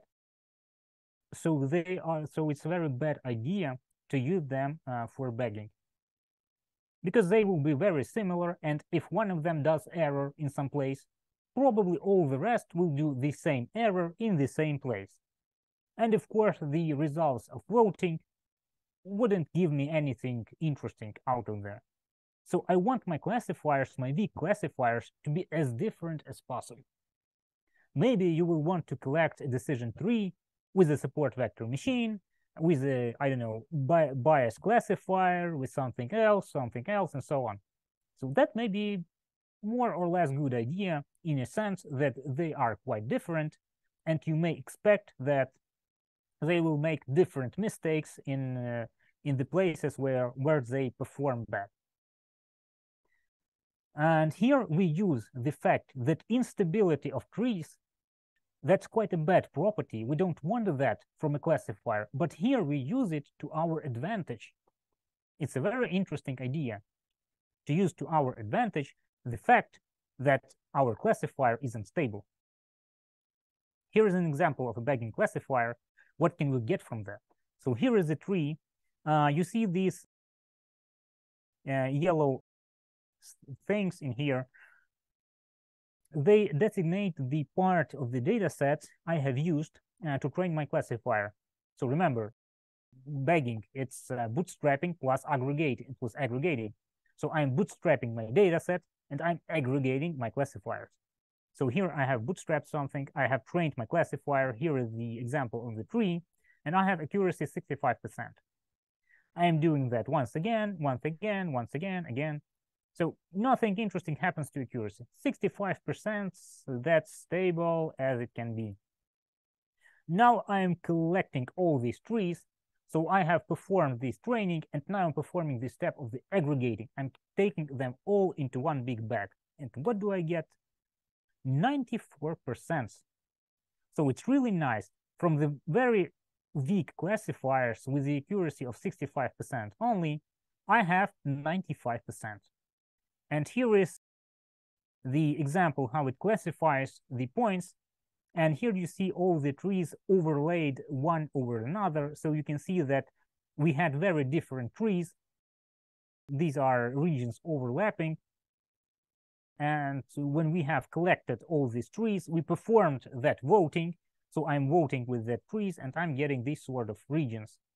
And you see that some red points are now in the region with blue points, so on and so forth. But we are some sort of trying to get rid of the overfeeding. So we are trying to remove that overfeed and to feed our data sets to our classifier. What about building a random forest classifier? Looks very similar.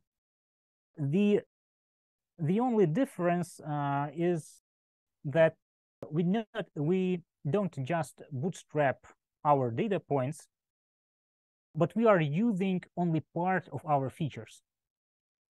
So we are trying to push our trees through the limit and make them even more different than they are. So we are trying to restrict ourselves when building each of the trees we are trying to restrict ourselves only to a subset of features that we have, which means, well, how do you think, why do we do that? Why are we restricting ourselves to only some features from the whole set of the features?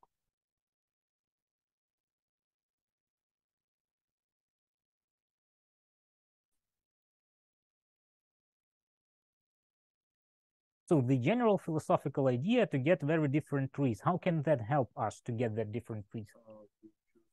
Different features will give different decisions and different sorting of data differently.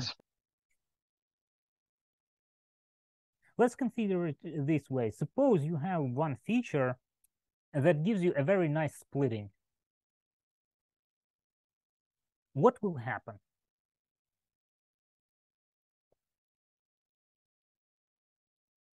It will be used in all trees.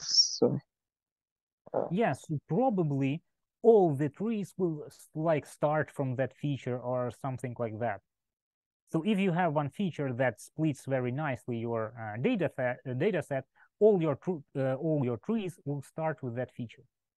But it doesn't mean that it's the best way to construct your trees. So probably you need something else. And taking only part of the features will mean that that for some trees you will use this feature, and for some different trees you will remove it from the consideration, and you will give them a chance to check for different features and to find something else. So if you have one really nice splitting feature, you will have all your trees to start with that feature. And to avoid this, to avoid them to be so similar, to push them through their limit and to make them even more different and more diverse, you can use this sort of removing of the features. So for for the random forest classifier you use in sklearn, I guess 1/3 of the features is used when building each of the trees. Of course, you choose them randomly, so at some point you will use all the features that you had, but for each tree you use only 1/3 of that. By default, I guess a Gini criterion is used, but probably there is some parameter you can change and make it to entropy or something like that. And I guess that no pruning is performed. I guess so. I may be wrong, but I guess that there is no pruning and the trees are allowed to grow as far as they can. Here is an example for you, but what I want you to say, we can't expect too much from this example. How do you think why?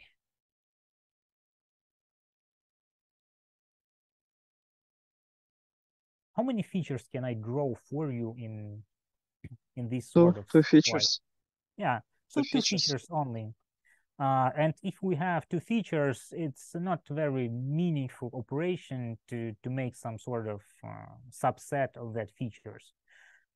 So I can make a big difference from that because there are not enough features to make that, I don't know, to choose something from there. So 1/3 of two features, it's smaller than one feature. So you might guess that it's not a very bright idea. But anyway, these are different trees that we have when using sklearn random forests. Here are different trees from that random forest. And if I'm collecting everything together, I get something like this. And once again, it's a really nice thing to notice that we have different trees with accuracy something around 50%. So I don't know, it's almost random, so 50%, what was that? And here we have accuracy 96%. So really nice accuracy. So from very, very bad classifiers with the low accuracy, we were able to collect them, only 10 classifiers, into something that is able to give us 96% of accuracy. So that's a really nice thing to have. Here is an example for random forest. It's just some sort for you to play around with that. So you can put some points in here. just as we did previously. You can run this code. As previously, this part of the code shows you how to use that, but most cases it's just few functions like fit and predict, so nothing very interesting. And here is the example of the classification we have performed.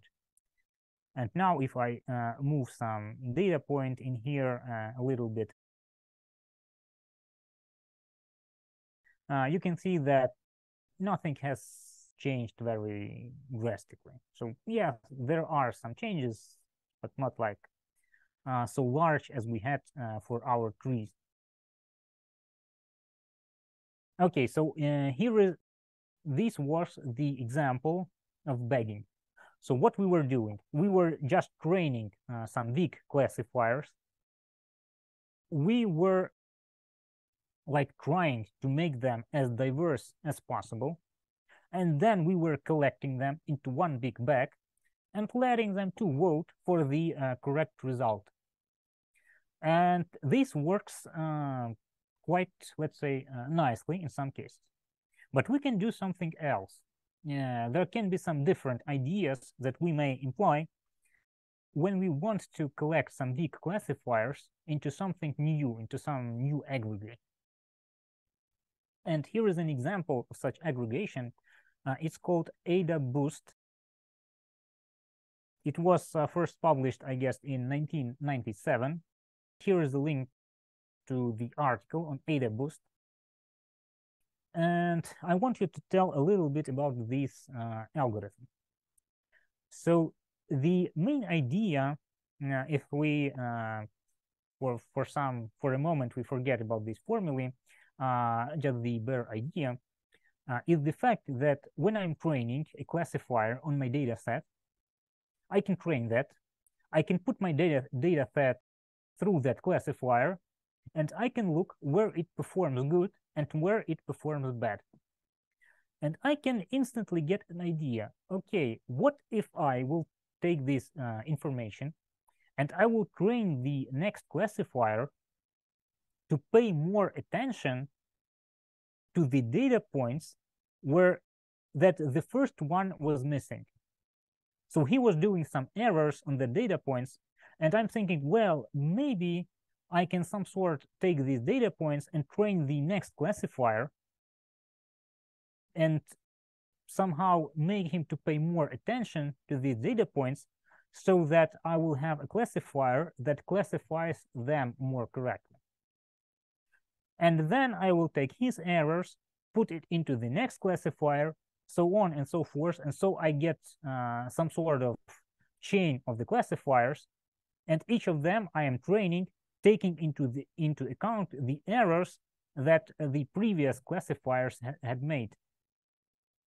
And probably I can expect that I can iteratively make my classification better and better. So for each next classifier, I will take into account the problems I had with previous classifiers, and I will train him to somehow correct these problems and to make my whole aggregate a little bit better.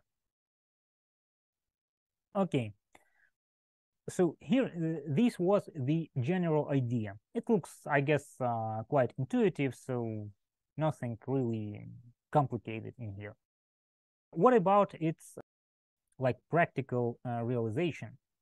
So Ada Boost uses, it's basically a random forest of stumps. So you have just one node that performs classification, and you stop at this one, at this exact one node. So each of our classifiers will be, let's say, a tree that contains only a root node, so nothing more. And we will train these classifiers in such an interesting way. So, okay, let me go first through these formulae. Then I will show you an example how that should work in some real case scenario. So each point now, each data point now is equipped with some sort of weight. It tells us how much attention should we pay to this data point. at the beginning of the training, we can prescribe equal weights for all the data points. So they are all like, we are interested in all them more or less equally. But when the training goes on, we will change these weights to make our classifiers pay more attention to the points that have higher weights. So they are like more crucial. We are making more errors at that points, and these weights will for us like signify how to which points do we need to pay more attention. Of course, you may ask me at this moment, okay, I am equipping points with some sort of weights, but when I'm putting these points through this tree, be it some full-fledged tree, or that's some sort of stump, just one node, how do I take these weights into account? How do you think? How can we do that? So I'll be training my trees, but I will be emphasizing some data points more than another. What can I do? How can I take into account these weights that prescribe me which points I should emphasize more and which I should emphasize less?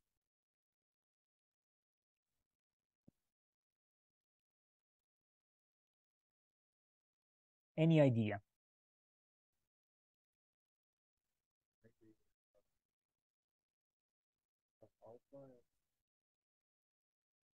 Probably treat those points as more points than one, like Yes. 10 or...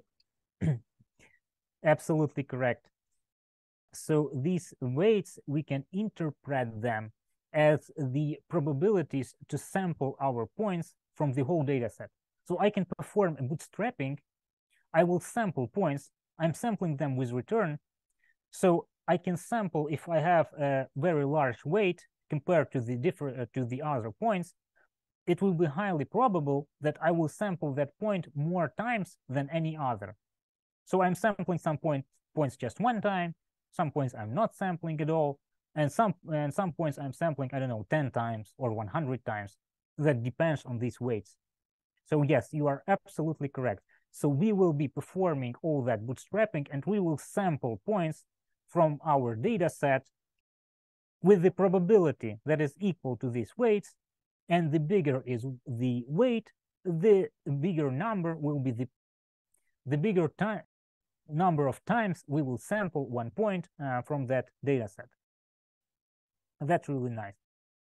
And that basically makes our tree to pay more attention to some points and less attention to the different points. That's what we have. Now, what is doing AdaBoost? So we are training this capital M classifiers. So I'm saying I want AdaBoost to train for me, I don't know, 10 trees, 100 trees, I don't know, 1,000 trees, whatever I say.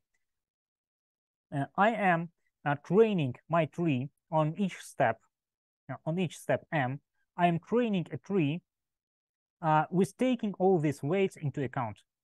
So I'm having my large data set. I'm performing bootstrapping, so I'm getting that points with these weights taken into account. So with probabilities equal to these weights, I'm taking that sampled points through the stump TI or TM in this case, and I am choosing some sort of classifier in that sort of tree with one node that makes it the best splitter I can get. After that, what do? I'm computing some sort of error. So this error, let's say, it's quite simple. And despite looking so complicated, it conveys a very simple idea. So here I have a sum of all weights. In most cases, that will be something like 1, because we will renormalize that on each step. And here we have psi, that's an indicator function that is 1 when my tree is missing a class, and it's 0 if it is classifying correctly. So all in all, here you get a sum of the weights of the points that were misclassified. So I have all my data points put through that tree. Some of them were classified correctly, and I forget about them. Some of them were classified wrongly, so some different class was prescribed to them. And I know their weights. I'm adding all the weights of the points that were wrongly classified, and here I get my error. From this error, I compute alpha. Here is sort of parameter. I'm not sure how did they get the idea of computing these sort of parameters, so probably you can look at the article on AdaBoost to get some more insights into that. But we calculate these alpha, and with this alpha, we can update our weights. So here we are updating our weights. One more, we see this psi function. So if my data point was classified correctly, it is equal to 0. I get 0 e to the power of 0, that is equal to 1. So weights of the points that were classified correctly do not change. So we just forget about them, they stay as they were.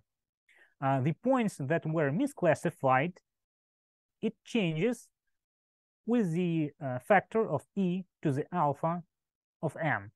That is equal to this thing.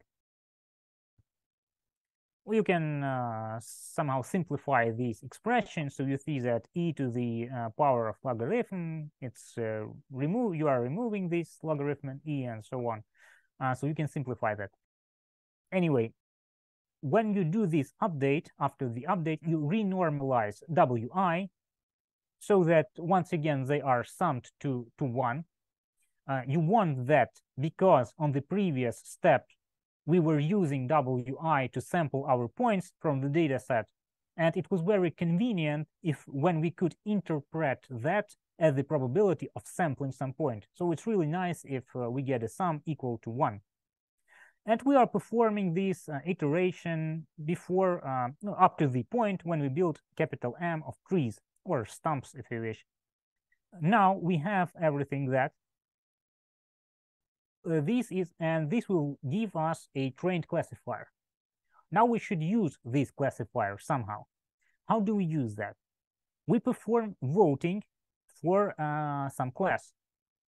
So here is how we calculate output.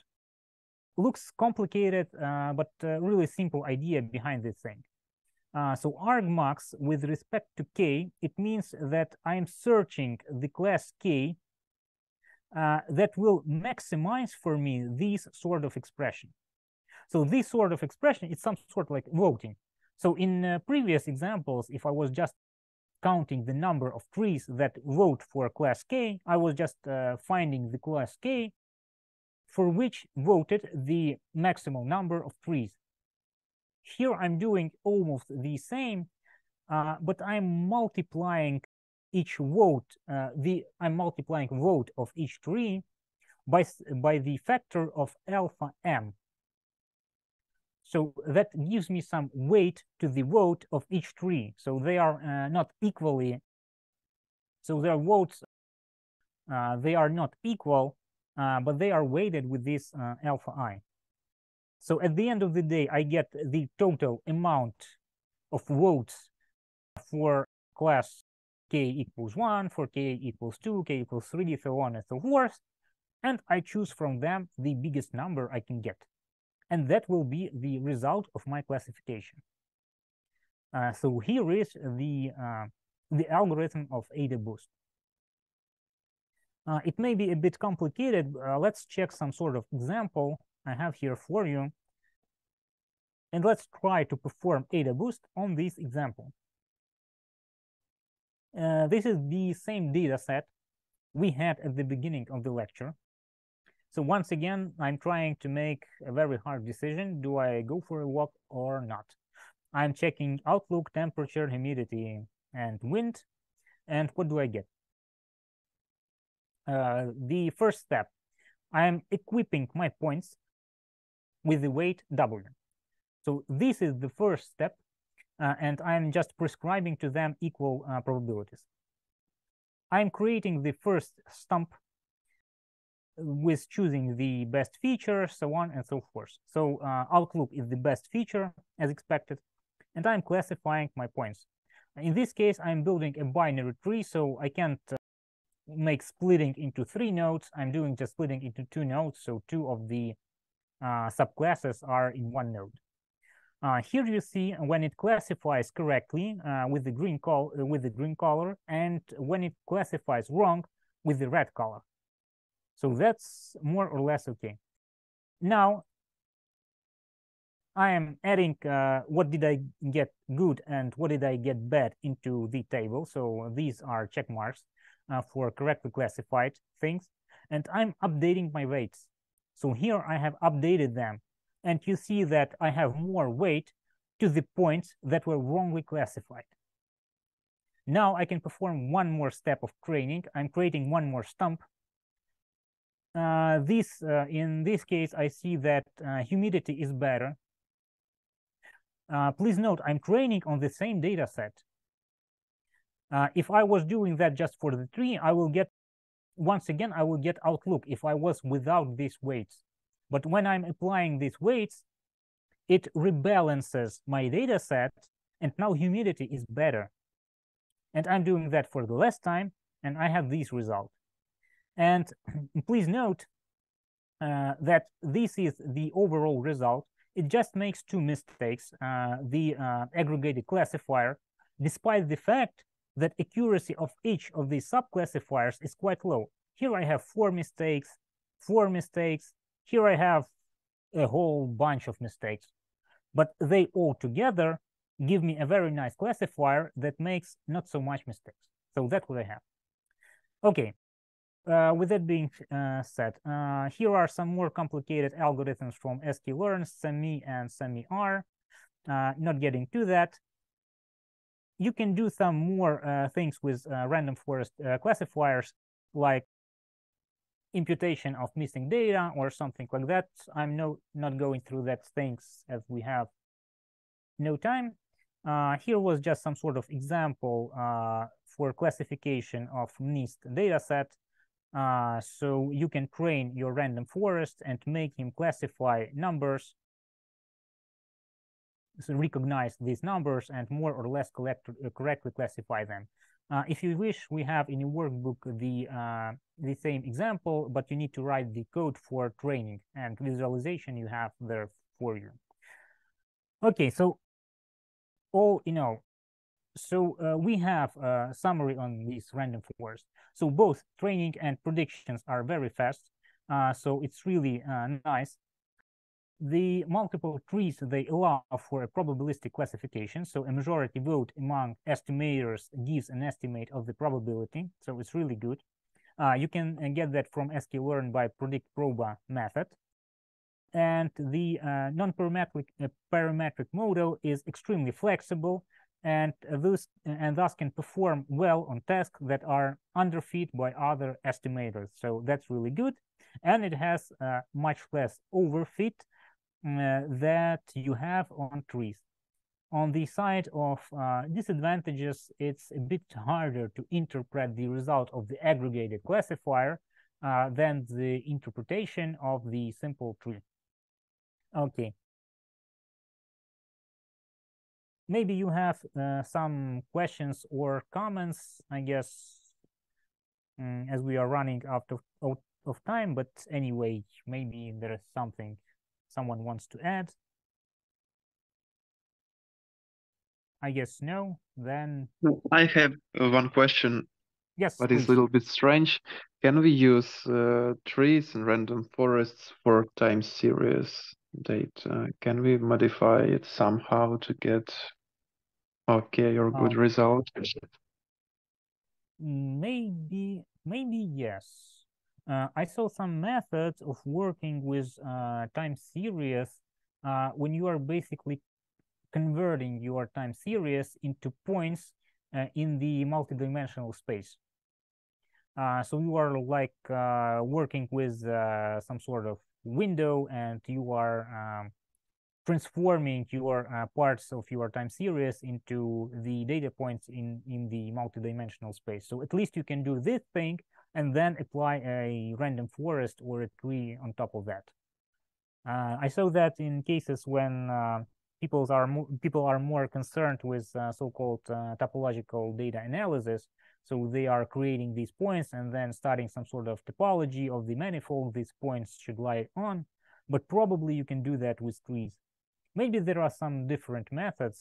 I can't tell you from the top of my head, but yeah, there should be some ways to work with time series using these sort of trees. Why not? So Thank at you. least one method is converting to multidimensional space. So we definitely have that because I saw that in articles on topological data analysis. So it can be performed definitely. And probably there are different methods. I just can't tell them. Would be very then cool if you could share these articles in the chat. On the Sometime topological after data lunch. analysis. Yeah, I can do that, but probably from home because I don't have them right now. But okay, I'll do that today. So I will share these Thank you. articles. Thank you. Okay, if nothing else, then thank you for your attention. Have a nice weekend and see you next Friday.